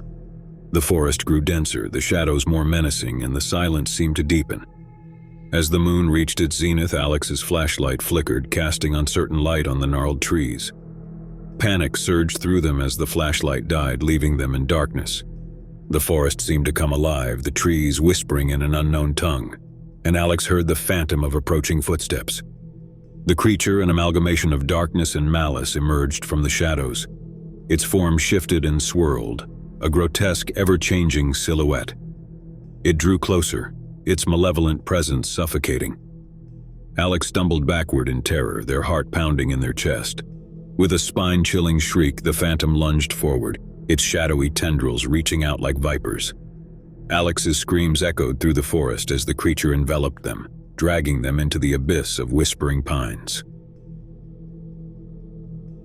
Story 2. Nestled deep within the heart of the Whispering Woods lay an ancient, abandoned mansion known as the Forsaken Manor.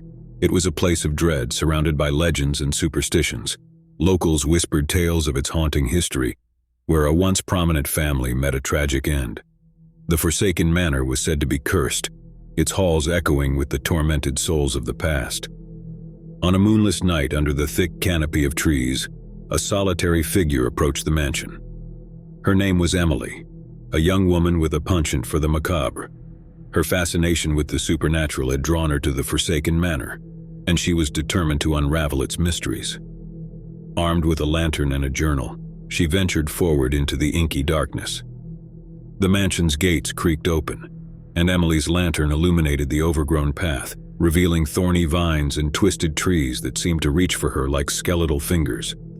A silence enveloped the area as if the very air held its breath. Emily continued her journey, her heart pounding in her chest. The front doors of the mansion groaned open, revealing an entrance hall that was once grand but now lay in ruin. Cracked marble floors and shattered chandeliers greeted her, and shadows danced on the walls like restless spirits. Her lantern's feeble light created a flickering, ghostly effect.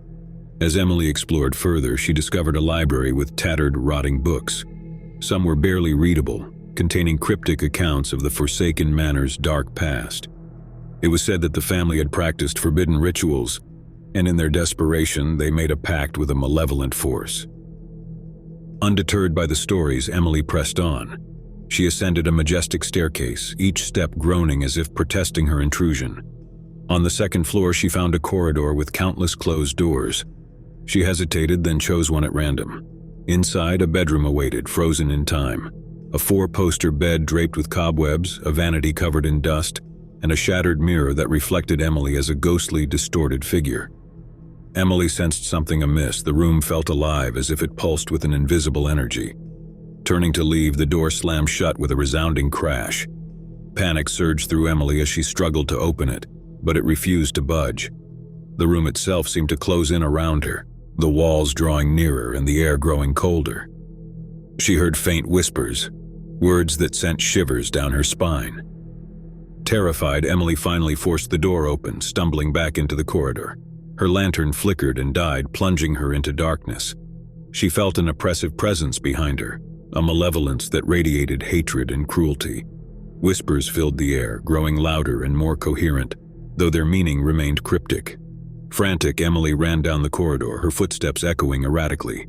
The walls seemed to ripple and twist, and the whispers turned into chilling laughter. She burst into the entry hall, where shattered chandeliers cast grotesque, dancing shadows. Desperation gripped her as she pushed open the front doors and fled into the night. Story 3. In a quiet, forgotten corner of the small town of Willowbrook, there stood a decaying mansion, its once grand facade now crumbling under the weight of time. It was known as the O'Donnell House, and it had been abandoned for decades, its dark history shrouded in mystery. The townspeople whispered stories of a curse that had plagued the O'Donnell family for generations, tales of unexplained disappearances and tragic deaths. The mansion was a place of legend, but few dared to venture near it, let alone enter its ominous doors. However, curiosity can be a powerful motivator, and it drew one brave soul into the shadow of the mansion on a moonless night. Her name was Sarah, a young woman with a fascination for the supernatural and an unquenchable thirst for adventure. She had heard the tales of the O'Donnell house and couldn't resist the allure of its dark secrets. Armed with a flashlight and a backpack filled with supplies, she approached the mansion cautiously. The front gate groaned as she pushed it open, and Sarah's heart pounded as she stepped onto the overgrown path. Weeds and thorns clawed at her legs, and the chilling wind whispered scary melodies through the surrounding trees. She reached the front doors and pushed them open with an echoing creak. The entry hall was grand but shrouded in darkness, with an elaborate chandelier that dangled ominously overhead. Sarah's flashlight cast long, wavering shadows that danced around her. Her footsteps echoed through the cavernous space as she explored further. Paintings of stern-faced O'Donnell ancestors lined the walls, their eyes following her every move. She ventured deeper into the mansion, her footsteps echoing through the empty rooms. She found herself in a dusty library, its shelves lined with decaying books. The pages crumbled beneath her touch as she leafed through them, revealing tales of the O'Donnell family's curse. It was said that the mansion was built upon an ancient burial ground, and that the spirits of the restless dead still roamed its halls. Undeterred by the stories, Sarah continued her exploration, determined to uncover the truth. She ascended a grand staircase, each step protesting her intrusion with a haunting creak. On the second floor, she discovered a long corridor lined with numerous closed doors. She hesitated for a moment, then chose one at random and opened it. Inside, she found a bedroom frozen in time. A canopy bed with tattered curtains, a vanity covered in dust, and a cracked mirror that seemed to reflect more than just her image. As she inspected the room, Sarah felt a sudden chill, as if an unseen presence had entered. Turning to leave, the door slammed shut with a resounding crash. Sarah's heart raced as she struggled to open it, but it was as if the door had become one with the wall. Panic set in as her flashlight flickered, casting long shadows on the wallpaper, which seemed to twist and writhe like a living entity. Sarah's trembling hands finally managed to open the door, and she stumbled out into the corridor. Her flashlight sputtered and died, plunging her into darkness. She felt a presence behind her, something unseen and malevolent. Whispers filled the air, and the cold breath of an otherworldly force caressed her neck. In blind terror, she ran down the corridor, her footsteps echoing and disjointed. The walls seemed to close in on her, and the whispers grew louder, forming words that were incomprehensible yet filled with dread. Sarah's heart pounded in her chest as she fled the nightmare that had overtaken her. She burst into the entry hall where the chandelier now swung wildly, casting dark, shifting patterns of light and shadow. With a final burst of strength, she pushed open the heavy front doors and stumbled out into the night. The mansion loomed behind her, its dark windows filled with secrets that would never be revealed. Sarah had escaped, but she was forever changed. She bore the weight of a horror she could never forget. The memory of a room that existed outside the realm of the living. A room that should have remained forever locked. Story 4. In the heart of a remote ancient forest shrouded in darkness and mystery, there lived a man known to the locals as the Woodsman. He was a solitary figure, his face hidden beneath a tangle of unkempt hair and a scraggly beard. He dwelled in a small, ramshackle cabin far from the closest town, surrounded by towering trees and a persistent air of dread. The townsfolk told creepy tales of the Woodsman, stories passed down through generations, describing him as a guardian of the woods, a man who had forged a sinister alliance with the forest's malevolent spirits. They said he could speak to the trees and command the animals to do his bidding. The forest, they whispered, was his domain, and anyone who ventured too close to his cabin would suffer a fate worse than death. Curiosity, however, can be a powerful motivator, and one evening, a young adventurer named Mark decided to seek out the Woodsman. Armed with a lantern and a sense of determination, he ventured into the dark and foreboding woods, determined to uncover the truth behind the tales. The forest's thick canopy cast long, twisted shadows that danced eerily in the lantern light. Mark's footsteps were the only sound to break the silence, and he could feel the weight of the woods pressing in on him, as if the very trees were watching his every move. As Mark ventured deeper into the forest, the trees seemed to close in around him, their branches reaching out like skeletal fingers. He stumbled through the underbrush, the brambles tearing at his clothing and skin, leaving a trail of blood in his wake. Yet he pressed on, driven by an unshakable determination to find the Woodsman. The tales of the Woodsman had always fascinated Mark, and he had heard countless stories of the strange happenings in the forest. The birds that sang melancholy songs, the trees that whispered secrets in the dead of night, and the shadows that moved with a sinister purpose. It was said that the Woodsman had unlocked the secrets of the forest's darkest corners, and Mark was determined to discover them for himself.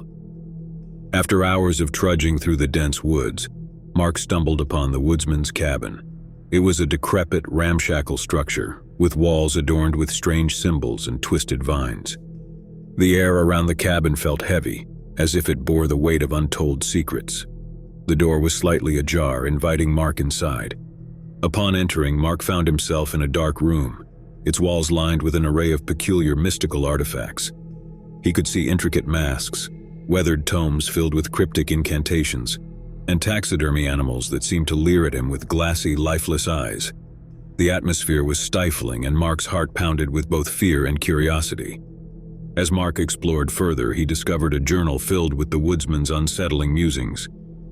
The journal spoke of an ancient pact between the woodsman and the forest's malevolent spirits, an alliance forged in blood and darkness. It described rituals performed under the blood-red moon, where the woods came alive with mystic, unnatural sounds. Undeterred by the discoveries, Mark continued his exploration. He ascended a rickety staircase, its creaking protestations adding to the sense of foreboding. On the upper floor, he found a door slightly ajar and pushed it open to reveal a room unlike any other. Inside, the room was bathed in an otherworldly, sinister light. The walls seemed to pulse with life, covered in a strange, undulating pattern. In the center of the room, a massive ancient tree had taken root. Its gnarled branches reached out like skeletal limbs, and its bark bore intricate, glowing symbols. As Mark approached, the tree's bark parted to reveal a hollow cavity, and within that cavity lay a heart, pulsing with an unnatural crimson light. Mark felt a pull, a compulsion to touch the heart, to understand its secrets. With trembling hands, he reached out and touched the pulsating heart, and in that moment, a blood-curdling scream echoed through the forest. The very ground beneath Mark quaked, and the forest itself seemed to come alive, its malevolent spirits awakened. Mark's vision blurred, and he felt himself being pulled into the heart, as if absorbed by the very essence of the forest. The trees whispered secrets, the animals watched with knowing eyes, and Mark's own voice joined the chorus of the wood's haunting song. The legend of the woodsman lived on, a chilling testament to the forest's dark secrets. Those who dared to venture into the heart of the whispering woods were warned of the man who had become one with the forest, a man who had unlocked the very essence of the woods and paid the price in the most horrifying of ways. It was a dark and stormy night. The rain lashed against the window panes. The wind howled like a tortured spirit, and the occasional rumble of thunder echoed through the desolate streets. I had always considered myself immune to the creepy ambience of the night, but that particular evening would change everything. As the clock struck midnight, I found myself alone in my apartment. The flickering light from a lone lamp cast long, distorted shadows on the walls, and the distant flashes of lightning briefly illuminated the room in a scary glow. I shook off the uneasy feeling creeping up my spine, attributing it to the storm outside.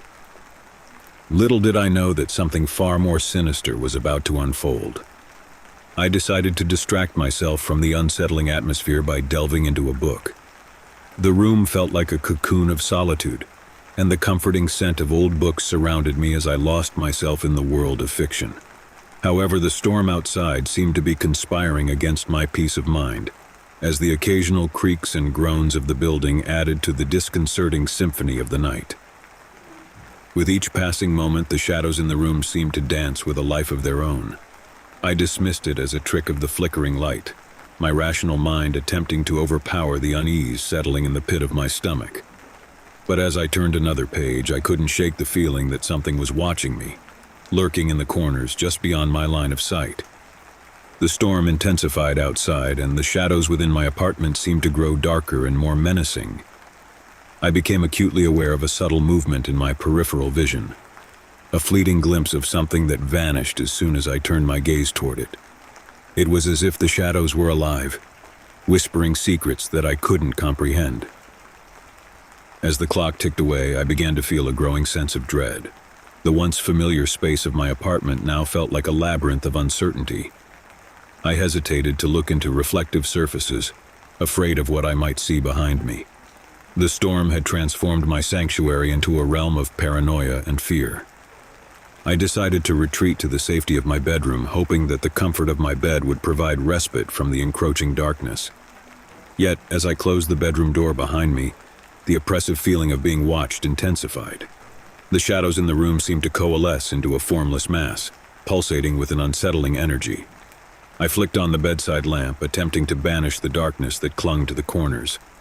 The feeble light barely reached beyond the foot of the bed, leaving the rest of the room in murky obscurity. I lay down, pulling the covers up to my chin in a feeble attempt to shield myself from the unseen eyes that I could feel boring into my very soul. The storm outside mirrored the tempest within me, the wind howling with an otherworldly fervor. The room felt charged with an unspoken force, and I couldn't shake the feeling that I was not alone. Sleep eluded me, the constant fear gnawing at the edges of my consciousness. In a desperate attempt to escape the suffocating atmosphere, I turned off the lamp, plunging the room into complete darkness. It was then that I heard it, a soft, rhythmic whisper that seemed to emanate from the shadows themselves. The words were indistinct, a disconcerting murmur that teased at the edges of my understanding. I strained my ears, attempting to decipher the whispered secrets that seemed to weave through the air. The words carried a haunting melody, a tune that resonated with a familiarity that I couldn't place. Panic gripped me as the whispering intensified, the shadows converging into a semblance of form just beyond the edge of my bed. Paralyzed by fear, I watched as the shadows coalesced into a figure, a silhouette with hollow eyes that bore into mine. The whispered melody transformed into a mournful dirge, and the figure stretched out an elongated, shadowy hand toward me. The room pulsated with a scary energy, and I felt an invisible force pulling me into the abyss. In that moment of horror, I realized that the shadows were not mere illusions, but conduits for something ancient and malefic. I fought against the unseen force, my screams drowned by the haunting melody that echoed in the room. The figure in the shadows grew closer, its form twisting and contorting like a nightmarish apparition. With a final surge of dread, the shadows enveloped me, and the room succumbed to an impenetrable darkness. The whispered melody reached a crescendo, blending with my own terrified screams, creating a symphony of despair that echoed into the void. And then, in an instant, the room fell silent. Story 2. It was a cold and dreary night when I stumbled upon the antique shop tucked away in a dimly lit corner of the city. The rain tapped incessantly on the windows, casting a melancholic rhythm that seemed to resonate with the heavy atmosphere inside. Intrigued by the promise of forgotten treasures, I pushed open the creaking door and stepped into a realm of faded nostalgia. The shop was a labyrinth of forgotten relics, each piece holding a whisper of the past. Dusty shelves displayed tarnished trinkets, moth-eaten fabrics, and time-worn books that seemed to beckon me into their forgotten tales. The air itself felt heavy with the weight of untold stories, and the flickering overhead lights cast long, dancing shadows on the cracked linoleum floor. As I roamed through the aisles, my eyes were drawn to a peculiar mirror tucked away in a secluded corner. Its ornate frame, adorned with intricate carvings, seemed to tell a story of its own. The glass, although slightly smudged, retained a certain luster that hinted at the mirror's former glory. Curiosity got the better of me, and I approached the mirror, entranced by the promise of self-discovery. As I gazed into the reflective surface, I noticed an odd sensation, a subtle shift in the air, a fleeting chill that traced its icy fingers down my spine. Dismissing it as a mere figment of my imagination, I continued to examine my reflection. The reflection, however, seemed to have a life of its own. The eyes staring back at me held an intensity that freaked me out. I felt a peculiar unease, as if the mirror held a secret, a truth that transcended the boundaries of my understanding. Determined to unravel the mystery, I decided to purchase the mirror and bring it into my home. That night, I hung the mirror in the corner of my bedroom, its ornate frame now a silent observer of my nightly rituals. As I turned off the lights, the room was bathed in the silvery glow of the street lamp outside, casting a subdued ambience that seemed to breathe life into the mirror's reflective surface. In the silent darkness, I lay in bed, my thoughts drifting between wakefulness and the realm of dreams. The occasional creaks of the old house added to the ambient symphony, and I found myself staring into the mirror, captivated by the enigmatic depths of my own reflection. As the night deepened, a peculiar feeling settled over the room. It was as if the mirror held a secret portal, a gateway to a dimension just beyond my understanding. My reflection seemed to waver, its contours shifting with an unsettling fluidity. I dismissed it as a trick of the dim lighting, attempting to rationalize the unease that prickled at the edges of my consciousness. However, as I continued to gaze into the mirror, I noticed a subtle distortion in the reflection. The room behind me seemed to warp and twist, taking on an otherworldly hue that defied the laws of reality. Fear clenched at my chest, but a morbid fascination held me captive. My eyes locked onto the changing tableau within the mirror. A figure emerged from the distorted depths, a silhouette that bore a haunting resemblance to my own form. Its movements mirrored mine, but there was an uncanny disconnect, as if the reflection existed in a realm just beyond my reach. The figure's eyes, however, were empty and sent a surge of terror through my veins. I recoiled, attempting to break free from the mirror's silent grip, but an unseen force held me in place. The figure in the reflection stepped forward, its movements synchronized with mine as if tethered by an invisible thread. I could feel its gaze piercing through the glass, its eyes devoid of humanity, a void that seemed to devour the very essence of my soul. Desperation clawed at me as I struggled against the unseen force. The figure in the mirror grew closer, its features contorted in a grotesque parody of my own face. It raised an elongated, shadowy hand, fingers stretching toward the glass, and I could feel the chill of its touch even before contact was made. With a sudden jolt, the figure breached the barrier between worlds. The mirror seemed to shatter into 1,000 fractured shards, the room plunging into darkness as the fragments scattered across the floor. The figure emerged from the shattered remains, a specter of malevolence that loomed over me. As the room filled with a haunting silence, the figure's shadowy form enveloped me, its touch icy and invasive. I felt myself being pulled into the fragmented abyss, the shattered mirror becoming a gateway to a realm of unfathomable horror. The figure's whispered laughter echoed in my mind as I succumbed to the void. The last thing I saw was the reflection of the figure in the mirror's shards, a grotesque, distorted version of myself, trapped in the fractured dimensions between reality and nightmare. Story 3. The old mansion stood as a crumbling relic at the edge of town, its dilapidated facade a testament to the passage of time. Abandoned for decades, it cast a looming shadow over the neighborhood, its shattered windows and overgrown ivy a haunting reminder of a bygone era. People whispered stories of the mansion's dark history, tales of tragedy and unexplained disappearances that had cloaked the estate in a shroud of dread. One fateful evening, curiosity got the better of me. Armed with nothing but a dim flashlight and an adventurous spirit, I ventured into the decaying halls of the mansion. The air inside hung heavy with the scent of mildew and decay, and the floor creaked beneath my cautious footsteps. The fading wallpaper peeled away like the skin of some ancient serpent, revealing the mansion's former grandeur now reduced to ruins. As I explored further, I stumbled upon a room that seemed frozen in time. A grand piano sat in the center, its keys covered in a thin layer of dust. The room, once filled with the sweet strains of music, now echoed within sinister silence. Intricate patterns adorned the walls, remnants of a time when the mansion had hosted lavish gatherings and masquerade balls. My flashlight's feeble beam flickered as I inspected the room, casting ominous shadows that seemed to dance in rhythm with the tales of the mansion's haunted past. As I approached the grand piano, a chill settled in the air and I heard a faint whisper, the echo of a long-forgotten melody. It was as if the very walls themselves were trying to communicate, their secrets embedded in the very essence of the mansion.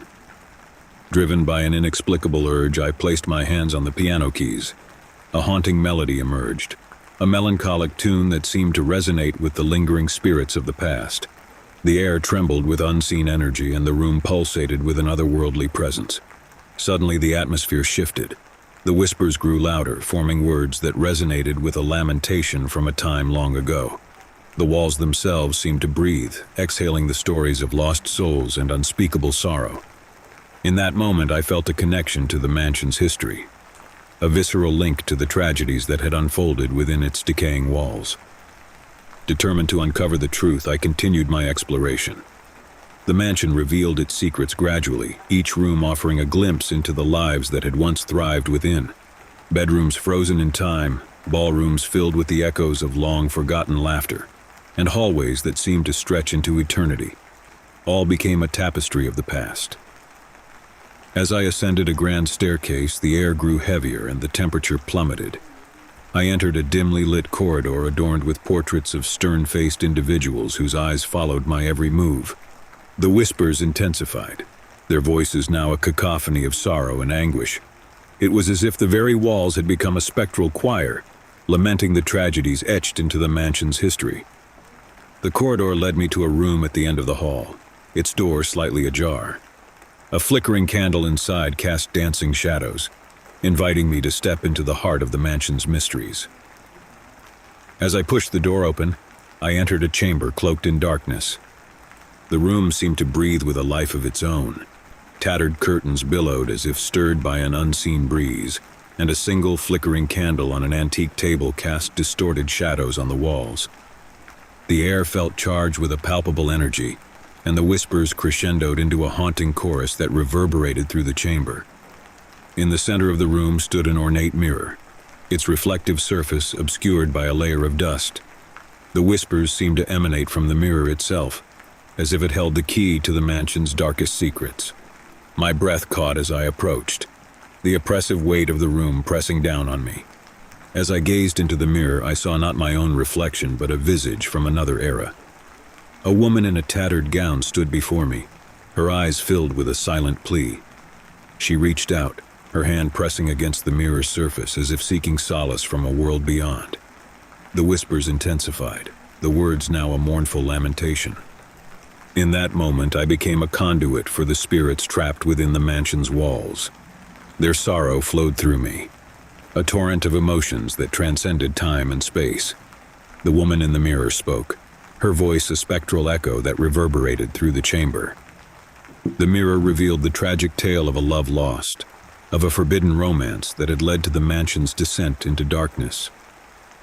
The woman's lover had met a grisly end, betrayed by the very walls that now echoed with his anguished cries. The mansion had become a prison for their tortured souls, and I, an unwitting visitor, had become entwined in their spectral narrative. As the story unfolded, the room quivered with an otherworldly energy. Shadows materialized, swirling around the chamber like ethereal specters. The mirror itself seemed to warp and twist, distorting reality as the spirits sought release from their eternal torment. In the climax of the spectral revelation, the room erupted in a blinding light. The whispers reached a deafening crescendo, and I felt an unseen force pulling at my very essence. The mirror shattered, its fragments scattering like fractured memories, and the spirits were released with a wailing cry that echoed through the mansion. I found myself standing alone in the now silent chamber. The oppressive atmosphere lifted. The mansion, once a bastion of sorrow, seemed to exhale a sigh of relief as if the spirits had finally found peace. The air, no longer laden with whispers, felt lighter, and a newfound serenity settled over the decaying estate. As I exited the mansion, I couldn't shake the feeling that I had become a part of its haunted history. The tales of lost love and tragic betrayals lingered in my mind, and the echoes of the spirit's release reverberated through the night. Story 4. The old bookstore beckoned to me from the shadows of the city's forgotten alleyways. Its weathered sign swung creakily in the night breeze, revealing the faded letters that spelled out mystic tomes. Intrigued by the promise of arcane knowledge, I stepped into the dimly lit emporium, the musty scent of ancient pages greeting me like an old friend. The narrow aisles were lined with towering bookshelves that seemed to stretch endlessly into the dimly lit depths. Dusty volumes, their spines bearing the weight of forgotten secrets, whispered tales of the mystical and the macabre. The flickering candlelight added an ethereal glow to the room, casting long shadows that danced with the anticipation of the unknown. As I perused the shelves, my fingers traced over the worn spines of leather-bound tomes and faded parchment. The titles ranged from forgotten grimoires to treatises on occult rituals, each promising a glimpse into realms beyond mortal comprehension. A sense of reverence filled the air, as if the very books themselves were gateways to eldritch knowledge. In the heart of the labyrinthine bookstore, I discovered a peculiar volume tucked away on a secluded shelf. Its cover, adorned with cryptic symbols, seemed to call out to me. As I opened the book, the pages crackled with age, revealing a treatise on a long-forgotten ritual, the Whispering Labyrinth. The labyrinth, the text explained, was said to exist in the liminal space between the waking world and the realm of shadows. It was a place where the whispers of forgotten spirits guided those who dared to navigate its winding corridors. Intrigued and fueled by a thirst for the arcane, I resolved to seek out the whispering labyrinth and uncover its secrets. Following the cryptic instructions from the ancient tome, I ventured into the heart of the city, guided by the dim glow of flickering streetlights. The air became thick with an otherworldly energy as I approached the entrance to the labyrinth, a narrow alleyway sandwiched between two dilapidated buildings. The alley seemed to stretch on forever, the cobblestone path disappearing into the shadows. As I stepped into the darkness, the ambient sounds of the city faded, replaced by an scary silence that made me freeze up. The alley twisted and turned, a serpentine path that defied the logic of the city's grid.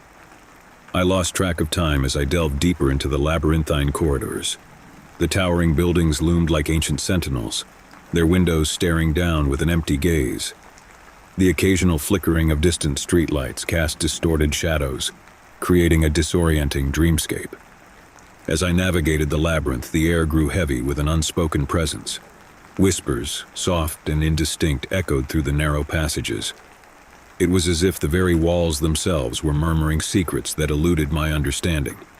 The whispers seemed to guide me, urging me to continue my descent into the heart of the labyrinth. The surroundings became increasingly surreal, the architecture warping into a kaleidoscope of impossible angles. I felt as if I had stepped into a realm beyond reality, a place where the laws of physics and reason were mere suggestions. The whispers, now more pronounced, seemed to form a melodic chorus, their words dancing on the edges of comprehension. Suddenly, the alley opened up into a vast chamber, an otherworldly cathedral bathed in an ethereal glow. The whispering labyrinth revealed itself in all its arcane splendor. The walls, adorned with pulsating symbols, seemed to breathe with a life of their own. The ground beneath my feet throbbed with an unseen energy, and the air vibrated with the resonance of countless whispers. In the center of the chamber stood an ornate door, its surface etched with eldritch runes. The whispers crescendoed, their voices now urgent and insistent. With trepidation, I approached the door, the weight of ancient knowledge pressing down on my shoulders. As I touched the door, the whispers reached a fevered pitch, their words blending into an otherworldly chant. The runes on the door glowed with an unholy light, and the chamber itself seemed to pulsate in rhythm with the ritual. A sense of foreboding washed over me, but the allure of the unknown propelled me forward. With a deep breath, I pushed open the door, revealing a realm that transcended the boundaries of mortal understanding. The whispering labyrinth unfolded before me, an endless expanse of twisting corridors and shifting shadows. The whispers guided my every step, leading me deeper into the labyrinth's embrace. As I wandered through the maze of shadows, the air thickened with an oppressive force. The whispers, now more insistent, seemed to penetrate my very soul. The walls bore witness to the phantoms of the past, their spectral forms flickering in and out of existence. It was a procession of lost souls, condemned to eternally wander the labyrinth's corridors. The labyrinth itself seemed alive, its pulsating heart throbbing with an otherworldly energy. The walls whispered secrets of forgotten realms and eldritch truths that no mortal mind could fully grasp. I felt myself being pulled deeper into the abyss, the whispers guiding me toward an inevitable and horrific revelation. As I reached the heart of the labyrinth, a chamber bathed in an unholy glow, the whispers reached a crescendo. The air quivered with an unseen force, and the walls seemed to close in around me. I stood in the center of the chamber, surrounded by the echoes of countless voices, their words merging into an indistinct murmur. And then, in a horrifying revelation, the whispers coalesced into a singular voice, a voice that spoke directly into the recesses of my mind. It was a voice that bore the weight of ages, a voice that whispered forbidden truths and eldritch revelations. The very fabric of reality seemed to unravel as the voice intoned a name that echoed through the labyrinth like a sinister incantation. In that moment of horrific clarity, I realized the true nature of the whispering labyrinth. It was not a place of arcane enlightenment, but a trap, a dark entity that fed on the curiosity of those who dared to seek its secrets. The labyrinth was a prison, and I had become ensnared in its web of shadows. The voice in my mind grew louder, its words twisting into a maddening cacophony. Reality itself fractured, and I felt my sanity slipping away. The walls of the labyrinth closed in around me, their whispers turning into tormented screams. I was trapped in a nightmarish descent, a prisoner of the labyrinth's insidious design. As the voices reached a deafening pitch, the very fabric of the labyrinth unraveled, revealing a void beyond comprehension. I was consumed by the darkness, my consciousness becoming one with the eternal whispers that echoed through the labyrinth's endless corridors.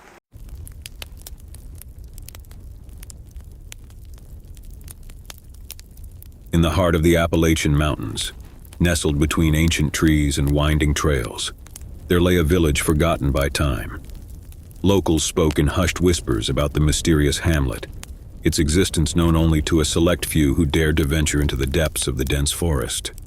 Rumors of an otherworldly presence and unsettling occurrences clung to the village like a shroud, but no one could pinpoint its exact location. Intrigued by the tales that had passed through generations, I embarked on a journey to unravel the mysteries of the vanishing village. Armed with little more than a backpack and a sense of trepidation, I delved into the heart of the dense forest. The air was thick with an unspoken tension, and the shadows of the towering trees seemed to whisper secrets that eluded my understanding. As I ventured deeper into the woods, the ambient sounds of nature faded into an oppressive silence. The only company I had was the rhythmic crunch of leaves beneath my boots and the occasional rustle of unseen creatures in the underbrush. A thick fog clung to the air, shrouding the forest in an eerie stillness. Hours passed, and just as doubt began to creep into my mind, I stumbled upon a clearing bathed in an otherworldly light.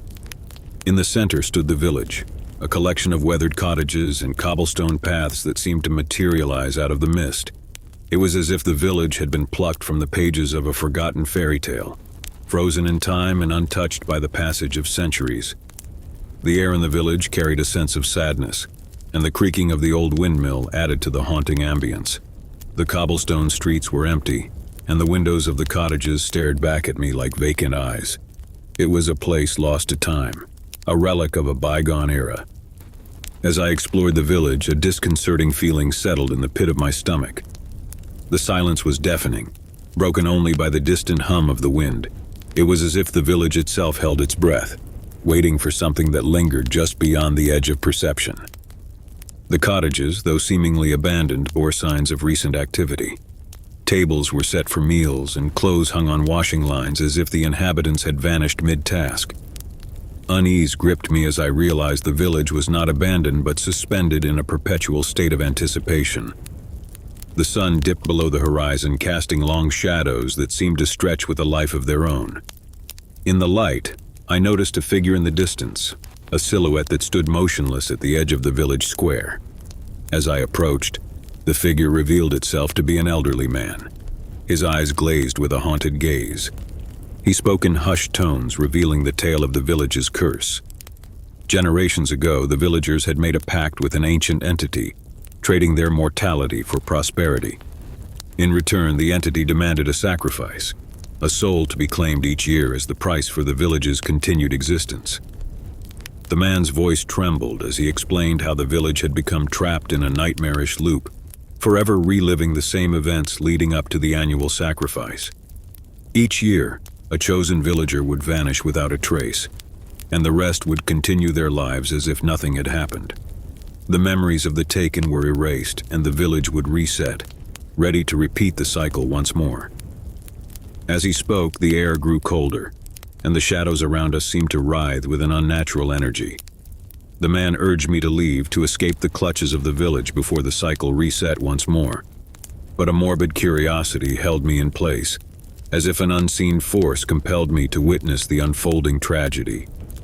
The night wore on, and a sense of impending dread hung in the air. The villagers moved through the motions of their lives, oblivious to the looming darkness that threatened to consume them.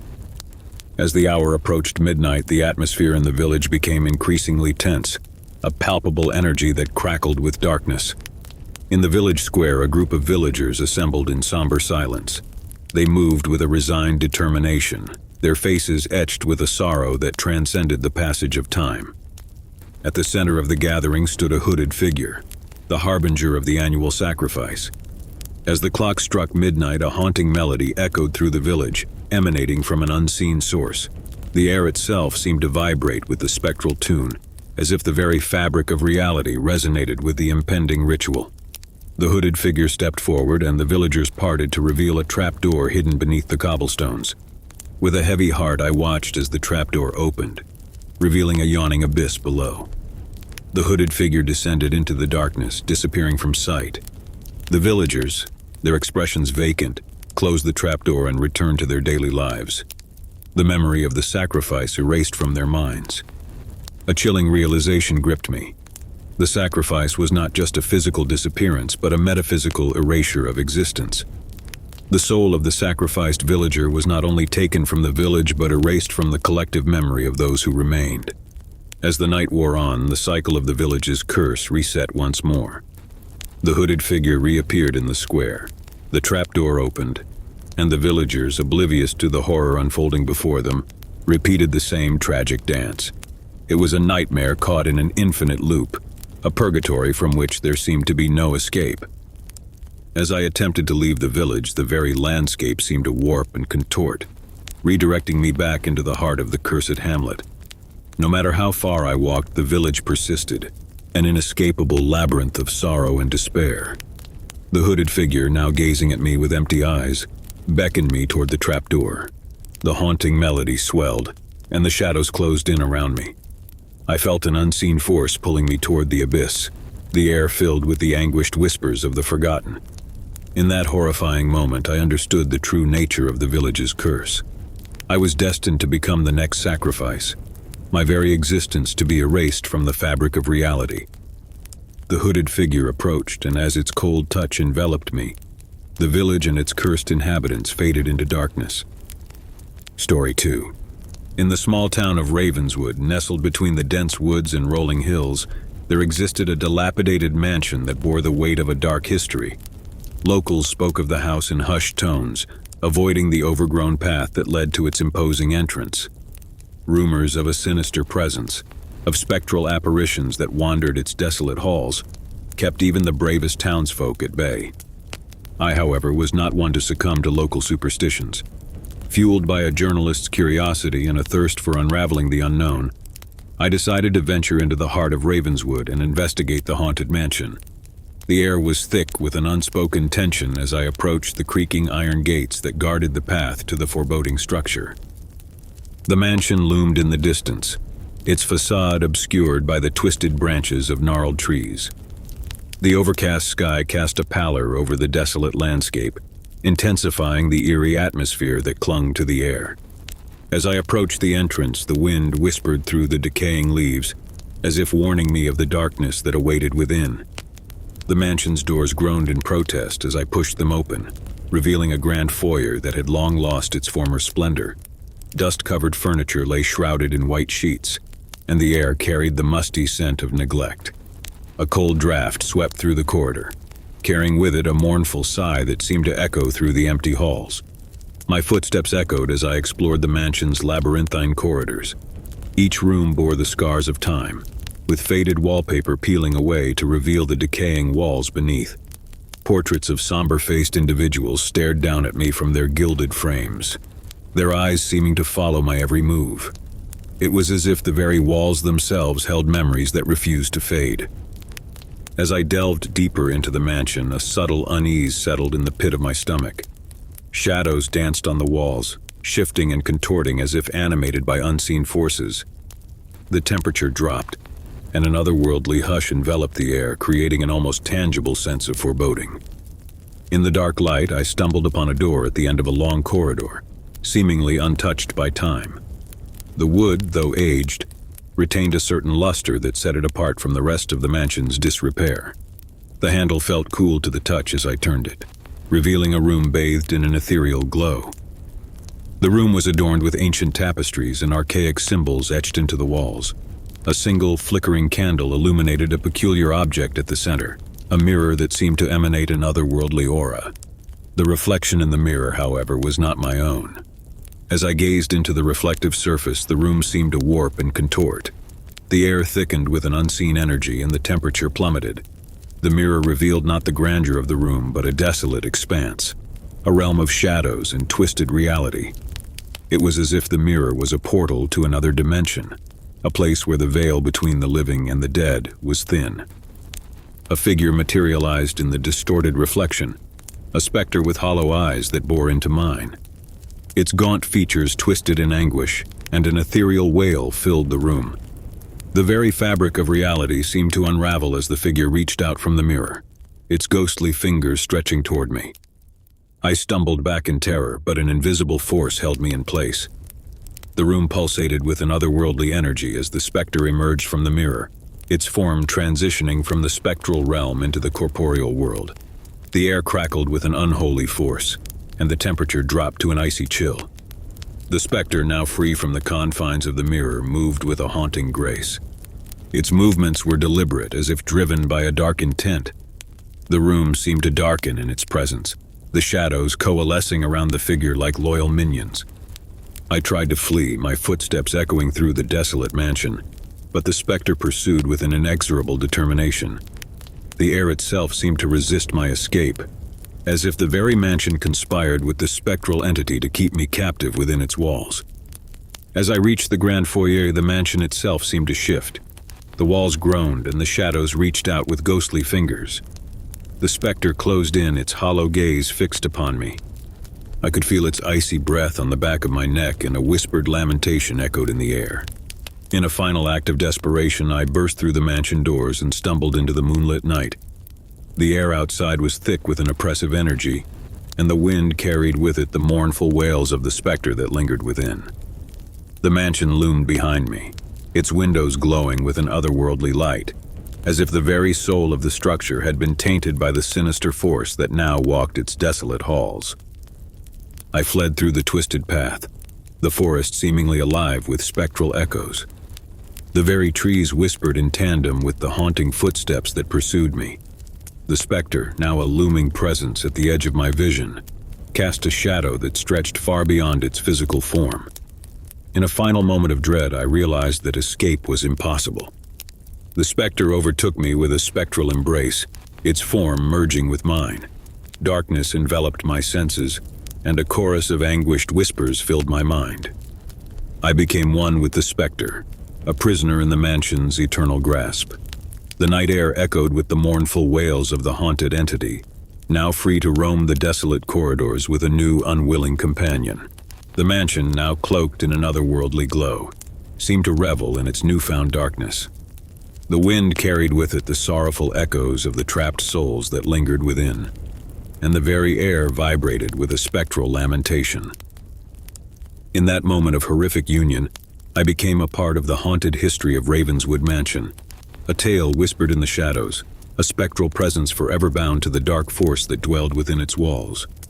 Story 3. In the heart of the mist-shrouded town of Eldridge, where the streets seemed to coil and twist like the whispers of the wind, there stood an imposing mansion known as Blackthorn Manor. The locals spoke in hushed tones about its dark history, tales of an evil force that had gripped the mansion for generations. Intrigued by the rumors, I decided to delve into the enigma that was Blackthorn Manor and uncover the secrets it harbored. The mansion, veiled in a perpetual gloom, loomed at the edge of Eldridge like a sentinel of shadows. As I approached, the air grew heavy, and an unsettling feeling gripped me. The wrought iron gates groaned as I pushed them open, revealing a path overgrown with gnarled vines that seemed to writhe in silent agony. The entrance hall echoed with the creaking of the floorboards as I stepped into the oppressive darkness within Blackthorn Manor. Dust-laden furniture draped in white sheets loomed like ghostly sentinels. The air carried the musty scent of abandonment, and the silence was broken only by the distant murmur of the wind. As I traversed the mansion's labyrinthine corridors, the walls seemed to close in on me, their faded wallpaper peeling away to reveal the decaying structure beneath. Portraits of solemn-faced ancestors adorned the walls, their eyes following my every move with an eerie intensity. It was as if the very essence of the mansion observed my presence, judging me with a silent ill will. The deeper I ventured, the more the oppressive atmosphere intensified. The air itself seemed to thicken, laden with an unseen weight that pressed down on my shoulders. Whispers, indistinct and haunting, echoed through the halls. as if the very walls held secrets that refused to be forgotten. A grand staircase, its steps worn by the passage of time, beckoned me to the upper floors. The light cast long, twisted shadows that danced along the walls like specters in a macabre ballet. The silence was punctuated only by the distant howling of the wind, a mournful symphony that seemed to echo the mansion's desolation. In one of the rooms, I discovered an old study adorned with dusty, leather-bound books and tattered maps. The fireplace, though long extinguished, emanated a residual warmth that hinted at a bygone era. As I perused the books, a sense of dread settled in the pit of my stomach, as if the very knowledge within the room held a forceful power. The study, it seemed, belonged to a former owner of Blackthorn Manor, a scholar who had delved into forbidden realms of the occult. The pages spoke of eldritch rituals and dark pacts made in the shadows. The scholar's descent into madness, fueled by his insatiable quest for forbidden knowledge, was etched in the ink of the cursed tomes. Driven by an inexplicable compulsion, I continued my exploration, guided by the indistinct whispers that seemed to beckon me to the mansion's darkest corners. The walls seemed to absorb the very essence of my presence, and the air became charged with a palpable evil. In the heart of the mansion, I stumbled upon a forgotten ballroom, a vast expanse of faded opulence, its chandeliers hanging like grotesque ornaments. The air was thick with an unnatural chill, and the room seemed to pulse with a spectral energy. As I stepped further into the ballroom, the shadows seemed to come alive, coalescing into amorphous shapes that writhed and contorted. A ghastly apparition materialized at the center of the ballroom, a figure cloaked in tattered finery, its face obscured by the shadows. The specter moved with an ethereal grace, its movements echoing the remnants of a dance from a bygone era. The very air seemed to vibrate with the spectral waltz, a haunting melody that echoed through the chamber. The specter, its hollow gaze fixed upon me, beckoned me to join the spectral dance. The room itself seemed to pulsate with a dark energy, the walls closing in around me. A cold sweat broke out on my brow as an unseen force compelled me to become a part of the macabre ballet. As I danced with the spectral figure, the shadows enveloped us in an otherworldly embrace. The air became charged with a hateful force, and the very fabric of reality seemed to warp. The haunting melody reached a crescendo, and the room itself dissolved into an abyss of darkness. In that moment of disorienting blackness, I felt a searing pain, a wrenching sensation that tore at the very core of my being. The spectral dance had become a nightmarish descent into a void of suffering. The air echoed with the anguished cries of forgotten souls, and the shadows became a suffocating shroud that enveloped me in an eternal torment. The room, now a realm of perpetual darkness, resonated with the tormented whispers of the mansion's hostile history. The spectral figure, its features contorted in an eternal scream, loomed in the shadows, a harbinger of the horrors that lurked within Blackthorn Manor. And then, in a horrific revelation, the darkness consumed me entirely. I became one with the shadows, a tortured soul bound to the sinister force that gripped Blackthorn Manor. The echoes of my own screams joined the chorus of the forgotten, lost in the eternal abyss that lurked within the mansion's desolate halls. Story 4. On the rugged cliffs of Raven's Point, overlooking the tempestuous sea, stood an ancient lighthouse that bore the scars of time. Locals whispered of its haunted history, a tale of lost souls and a beacon that called out across the abyss.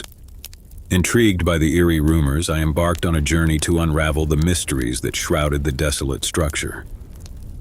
As I approached Raven's Point, the wind carried with it the mournful cries of seagulls and the distant roar of crashing waves. The lighthouse loomed on the cliff's edge, its weather-beaten exterior bearing witness to decades of maritime tumult. A lone beam of light swept across the darkening horizon, a spectral sentinel that seemed to beckon those daring enough to uncover the secrets within. The entrance creaked open with a foreboding groan as I stepped into the lighthouse. The air was thick with the scent of salt and decay, and the walls echoed with the sound of my footsteps on the spiraling staircase that ascended to the beacon above. Flickering candlelight cast distorted shadows on the walls, and the haunting melody of the wind seeped through the cracks in the structure. As I climbed higher, the atmosphere grew increasingly oppressive. The air itself seemed to thicken, and the temperature dropped as if the lighthouse retained the cold touch of the souls it had witnessed. The steps beneath my feet felt worn and hollow, echoing the weight of forgotten footsteps that had ascended the staircase before. Upon reaching the beacon room, I discovered a vast, circular chamber with panoramic windows that offered a view of the tumultuous sea below. The beam of light swept across the darkness, cutting through the night like a spectral blade. An old ship's wheel stood at the center, an artifact of a bygone era when the lighthouse was manned by keepers who braved the elements to guide sailors to safety. The room bore the scars of abandonment, with dusty charts and faded nautical instruments scattered about. The wind whistled through the cracks in the windows, producing an eerie, melodic hum that seemed to echo the lighthouse's lament. It was as if the very structure mourned the absence of the keepers who had once tended to its beacon. As I examined the artifacts, a sudden gust of wind extinguished the candles, plunging the room into darkness. The beam of light outside continued its ceaseless rotation, casting intermittent flashes that revealed glimpses of a figure standing at the far end of the room, a shadowy silhouette that seemed to materialize from the abyss. A chill ran down my spine as the figure approached, its movements deliberate yet ethereal. The air crackled with an unseen energy, and the temperature plummeted. The room became a battleground between light and shadow, and the wind carried with it a mournful whisper that seemed to emanate from the very walls. The figure, now discernible in the intermittent flashes of light, bore the attire of a lighthouse keeper from a bygone era, a tattered uniform and a weathered hat that obscured its features. Hollow eyes stared into the abyss, and a ghostly hand reached out, beckoning me to follow. Driven by a morbid curiosity, I stepped into the darkness with the figure as my guide. The beam of light outside cast a fractured illumination on the spiral staircase, revealing glimpses of spectral apparitions that lingered in the shadows. It was as if the lighthouse itself had become a realm between worlds, a purgatory for lost souls bound by a maritime tragedy. Descending deeper into the lighthouse, the whispers of the sea grew louder, weaving a haunting symphony with the echoes of bygone footsteps and the lament of the wind. The air vibrated with a spectral resonance, and the boundary between the living and the dead blurred into a disorienting dance of shadows. In the bowels of the lighthouse, I discovered a forgotten chamber, the keeper's quarters adorned with faded photographs and maritime memorabilia. The figure, now a melancholic specter, stood beside a decaying cot, its gaze fixed upon an old journal that lay open on a weathered desk. As I approached, the journal revealed the tragic tale of the lighthouse keeper, a man named Elias Grayson who had tended to Ravens Point for decades. The entries chronicled the keeper's descent into madness, his isolation, and his obsession with a ghostly siren song that echoed across the sea. Elias's words spoke of an otherworldly allure that had ensnared him, a haunting melody that seemed to emanate from the depths of the ocean. The spectral figure beside me reached out, and as its ghostly fingers traced the words in the journal, the very air seemed to vibrate with the lament of the lighthouse keeper. In a moment of revelation, the figure turned toward me, its hollow eyes filled with an eternal sorrow. It spoke, its voice a whisper on the wind, revealing the tragic fate of Elias Grayson, a man consumed by the haunting song of a siren that lured him to the treacherous cliffs below. As the spectral figure recounted Elias's demise, the chamber itself seemed to morph into a spectral tableau. The wind howled with a mournful intensity, and the very walls bore witness to the lighthouse keeper's tragic descent into the abyss. The air thickened with an otherworldly energy, and the boundaries between the living and the dead blurred into a disorienting dance of shadows. In a final, harrowing revelation, the figure gestured toward the panoramic window. The beam of light outside cast a fractured illumination on the churning sea below, revealing ghostly apparitions that ascended from the depths, a legion of lost souls trapped in the siren song, forever bound to the lighthouse's lament. And then, with a spectral wail that echoed through the abyss, the figure and the ghostly apparitions vanished into the shadows. The room itself seemed to exhale, the air heavy with the weight of a maritime tragedy that refused to be forgotten. As I stood alone in the now silent chamber, the wind carried with it the mournful cries of the lost souls that lingered within the lighthouse's haunted embrace.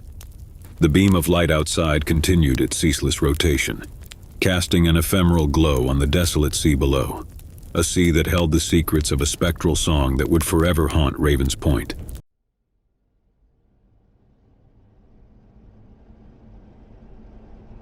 In the quiet, desolate stretches of the countryside, where the road twisted through the gnarled limbs of ancient trees, Jack and Emily found themselves in need of respite. The skies were shrouded in a heavy mist, casting in strange pallor over the landscape. The only sign of civilization was a broken-down motel that stood like a forgotten relic against the backdrop. Their car tires crunched on the gravel as they pulled into the parking lot. The motel, a single-story structure with faded neon signage, seemed to emit an unsettling hum that echoed through the night. Hesitant but weary from hours of driving, Jack and Emily exchanged uncertain glances before deciding to check in. The lobby, barely lit and smelling of old carpet, greeted them with a flickering fluorescent light. The motel manager, a man with tired eyes and a perpetual stoop, emerged from a door behind the counter. His greeting was a low, raspy mumble that sent a cold feeling down Emily's spine. The couple got their key, room number 13, a door at the far end of the desolate hallway.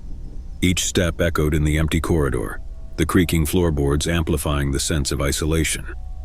Jack tried to lighten the mood, joking about the ominous number, but Emily couldn't shake the feeling of unease. Once inside their room, the air grew colder, and the light from a flickering bedside lamp barely illuminated the worn-out furnishings. Emily pulled back the threadbare curtains, revealing a desolate landscape outside, where shadows seemed to dance among the trees. The wind whispered through the branches like distant whispers, adding to the scary atmosphere. Despite the unsettling ambience, exhaustion prevailed, and Jack and Emily decided to get some rest. The bed was lumpy and the sheets scratchy, but they hoped a good night's sleep would wash away the lingering discomfort.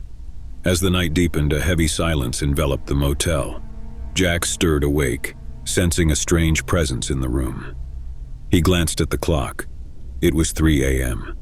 The room felt colder than before, and an inexplicable sense of dread settled over him. Emily, too, was awake, her eyes wide with fear. A distant sound echoed through the walls, a muffled, rhythmic thump. Jack urged her to stay in bed as he cautiously approached the door, his hand trembling as he turned the handle. The hallway was darker now, the flickering overhead light casting long shadows on the faded wallpaper.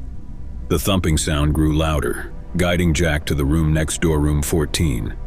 The door was slightly ajar, revealing a ghastly interior.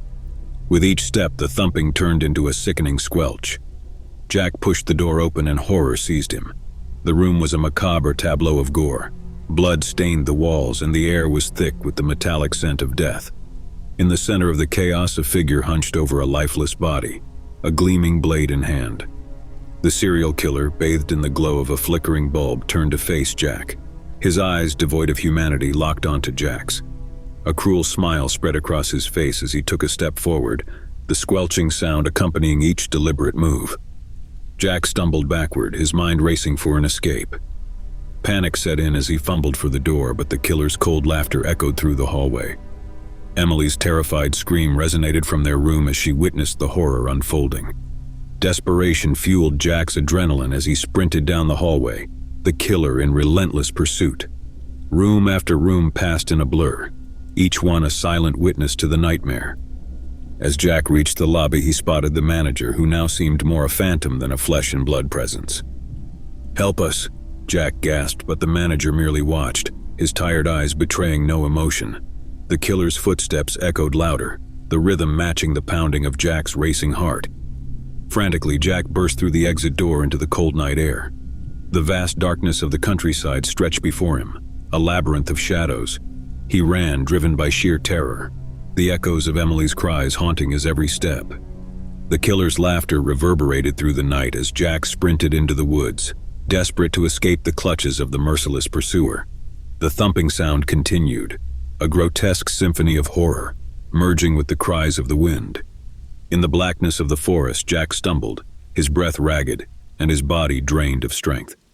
He turned, expecting the killer's sinister presence, but the woods remained eerily still. It was then that the true horror unfolded. The killer was nowhere to be seen. A guttural growl echoed through the trees, and Jack froze.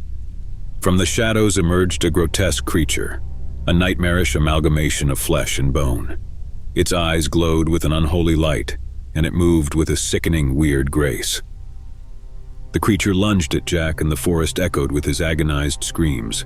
The air filled with the stench of blood and decay as the once human figure tore into its prey. In the darkness, the nightmare unfolded, and the motel, now a distant memory, whispered its tales of terror to the wind. The night swallowed the screams, leaving only the unsettling silence of the desolate countryside, where the trees stood as silent witnesses to the horrors that unfolded beneath their ancient branches. The motel, a spectral presence against the misty backdrop, held its secrets, its rooms forever tainted by the darkness that lurked within its walls. Story 2. The night was as black as pitch when Jack and Emily pulled into the sleepy town of Ravenswood. The road leading to the motel was winding, shrouded by the thick branches of ancient trees that seemed to whisper secrets in the rustle of their leaves. Tired from hours of driving, the couple spotted a flickering neon sign in the distance. Ravenswood Motel, vacancy. The motel itself was a relic from the past, a single-story building with peeling paint and a flickering sign that hummed softly in the still night air. As they parked in the lot, Jack cast an uncertain glance at Emily. The shadows seemed to cling to the edges of the motel. Inside the lobby, the air was thick with the smell of must and stale cigarette smoke. The manager, a wiry man with sunken eyes and a perpetual stoop, greeted them with a half-hearted smile. His name tag read George. "Evening, folks, room for the night?" George's voice was a raspy mumble that seemed to hang in the air. Jack and Emily exchanged glances before nodding. George handed them an old-fashioned key with a plastic tag bearing the number 13. "Lucky number for you," he chuckled, the sound making Emily's blood turn cold. Their room, tucked at the end of a narrow hallway, felt like a time capsule from the 70s. The faded floral wallpaper clashed with the worn-out carpet, and the air conditioner wheezed like an asthmatic ghost. Despite the dark ambience, exhaustion overcame their reservations, and they settled in for the night. As the couple drifted into a fitful sleep, a low, distant hum permeated the motel. Unbeknownst to them, George, the motel manager, stepped into the shadows outside room 13. His face, illuminated by the glow of a cigarette, contorted into a sinister grin. The night was long, and Jack was jolted awake by a strange noise. He nudged Emily, who stirred with a groan. The room was enveloped in a cold half-light from the flickering neon sign outside. Jack's eyes darted to the window where the branches of the ancient trees clawed at the glass like skeletal fingers. A soft, rhythmic tapping echoed in the room, distant but insistent. Jack slid out of bed, careful not to wake Emily. The hallway outside was silent, except for the rhythmic tapping that seemed to lead him down the narrow corridor. As Jack reached the lobby, the tapping grew louder, transforming into a muffled thump. The source was a door at the far end of the hallway, George's office. Jack approached cautiously, his breath catching in his throat. The door was slightly ajar, revealing a room. Jack peered inside, his eyes widening at the sight. George, the stooped manager, stood over a table covered in old photographs and newspaper clippings. His eyes were fixed on a wall adorned with a macabre collage of faces, missing persons, unsolved cases, and a chilling pattern emerging in the red string connecting them. A gasp escaped Jack's lips and George's head snapped around. His eyes, once sunken and tired, now burned with a horrific intensity.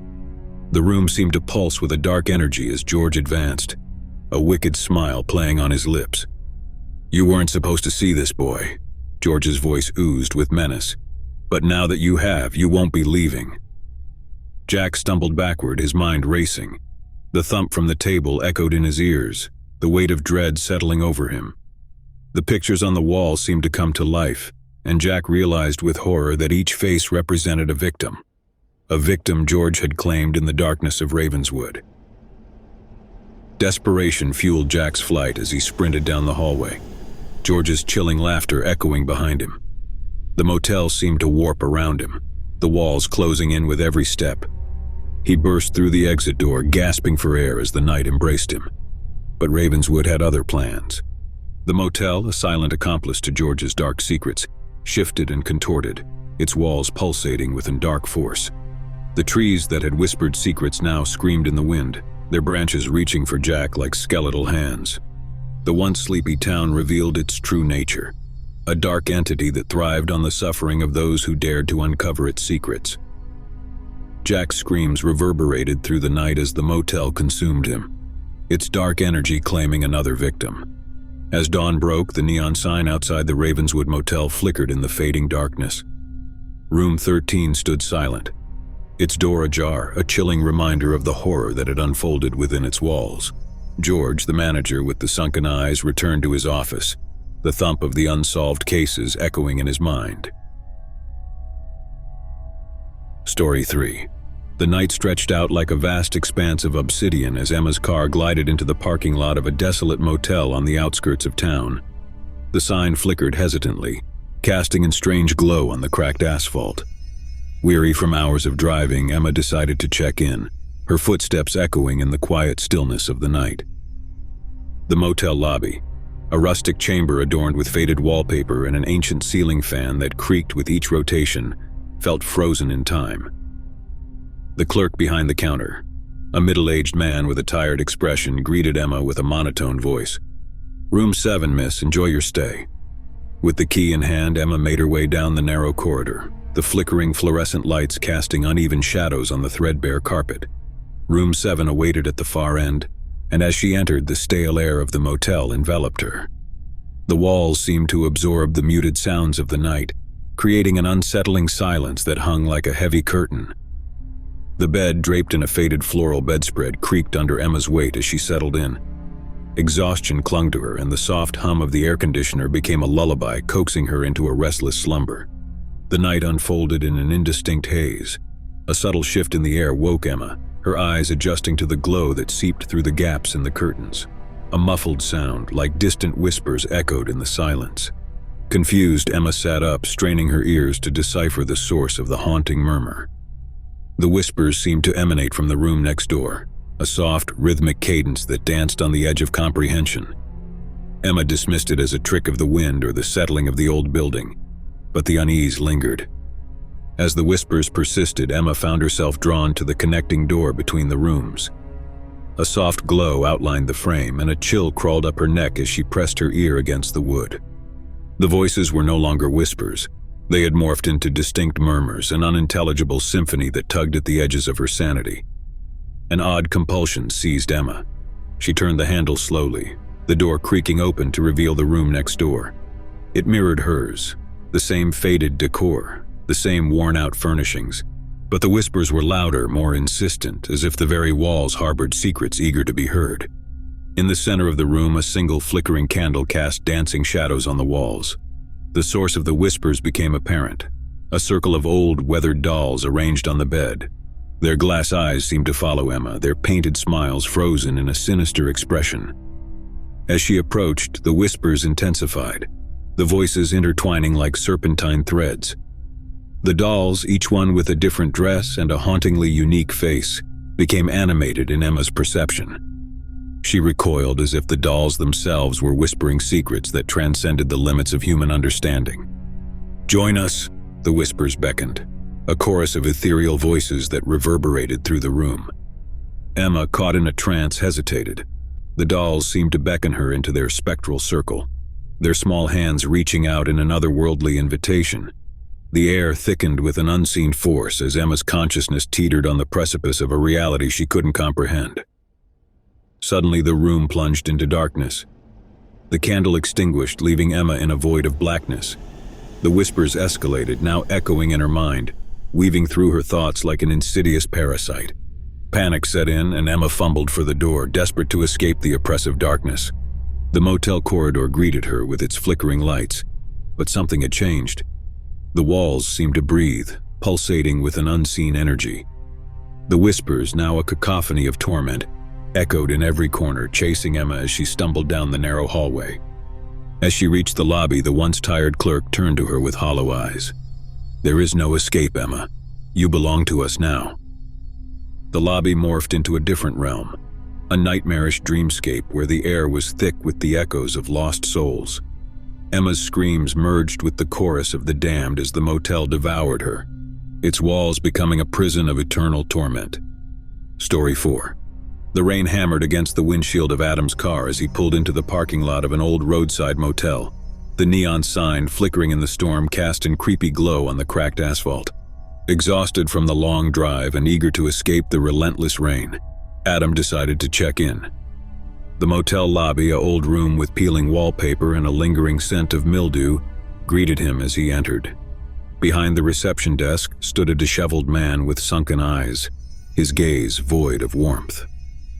"Room 12, the man mumbled, sliding a tarnished key across the counter.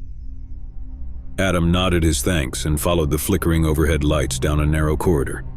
The carpet underfoot seemed to absorb the sound of his footsteps, creating an unsettling silence.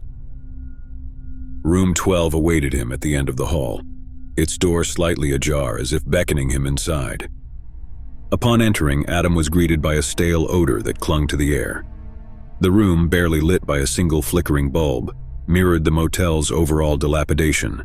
The bedspread bore the scars of countless stains, and the curtains hung limp, their fabric yellowed with age. Despite the uninviting ambience, Adam unpacked his bags and settled in. The rhythmic drumming of the rain on the roof provided a soothing backdrop as he drifted into a fitful sleep. Sometime in the middle of the night, Adam awoke to a peculiar sound. It was a soft, rhythmic thumping, as if someone were knocking on the wall. He sat up, listening intently. The noise seemed to be coming from the room next door, room 11. Curiosity overcoming him, Adam approached the connecting door. The thumping persisted, accompanied by a muffled sound that resembled distant cries. He pressed his ear to the door, straining to make out the source of the disturbing commotion. As he listened, the thumping morphed into a sickening squelch, and the cries grew more desperate. Cold sweat formed on Adam's brow as a realization struck him. Something horrifying was happening on the other side of that door. A wave of apprehension washed over him as he hesitated, debating whether to investigate or seek help. The cries became more anguished, and Adam's moral compass compelled him to act. With trembling hands, he turned the handle, the door creaking open to reveal room 11. The sight that greeted him was a tableau of unspeakable horror. The room had a lamps, no light, and in the center a figure hunched over another, their back to the door. The air was thick with the metallic stench of blood, and Adam's breath caught in his throat as he registered the gruesome scene. The figure, clad in tattered clothing, seemed oblivious to Adam's presence. In its hands it clutched a bloodied object, the source of the sickening squelch that echoed through the room. The victim lay sprawled on the bed, their face frozen in an expression of agony, a crimson pool expanding beneath them. A primal fear seized Adam as he stumbled backward, the door swinging shut with a soft click. Panic surged through him and he fumbled for his phone, desperate to call for help. But the realization dawned on him. The signal was lost in the remote location of the motel. He stood in the hallway, caught in a paralyzing indecision. The thumping resumed, now accompanied by a low, guttural growl that freaked Adam out. The dark presence on the other side of the door seemed to sense his presence, and the thumping quickened, merging with the haunting growl. Adam took a step back, his mind racing for an escape. He glanced around, searching for any means to alert someone, to bring an end to the nightmare unfolding in room 11. As he scanned the hallway, his eyes landed on the motel manager, the disheveled man from the lobby standing at the far end. Their eyes locked, and the manager's expression remained stoic, void of any empathy or concern. In that moment, Adam understood. The manager was complicit, if not the orchestrator, of the gruesome scene unfolding in the motel. Without a word, the manager turned and walked away, disappearing into the shadows of the corridor. The growls and thumping from room 11 intensified, the scary force within feeding off the fear that permeated the air. Adam, overcome with terror, made a split-second decision. He turned and fled down the corridor, the echoes of the grisly scene haunting him. The motel seemed to conspire against him, the flickering lights and peeling wallpaper closing in like the walls of a sinister labyrinth. The storm outside raged on, its fury drowning out the echoes of the horror within the motel. Adam's desperate footsteps echoed in the night as he sprinted toward the exit, the neon sign flickering in a cruel dance with the storm. As he burst into the rain-soaked night, Adam dared not look back. The motel, now a macabre monument to the unspeakable, stood silent against the tempest. The rain washed away the traces of the gruesome tale, but the horrors of room 11 lingered, an indelible stain on the desolate landscape. The storm swallowed Adam's cries, leaving only the distant howl of the wind. The motel, shrouded in darkness, held its secrets, and the remote stretch of road bore witness to the unspeakable darkness that lurked within its walls.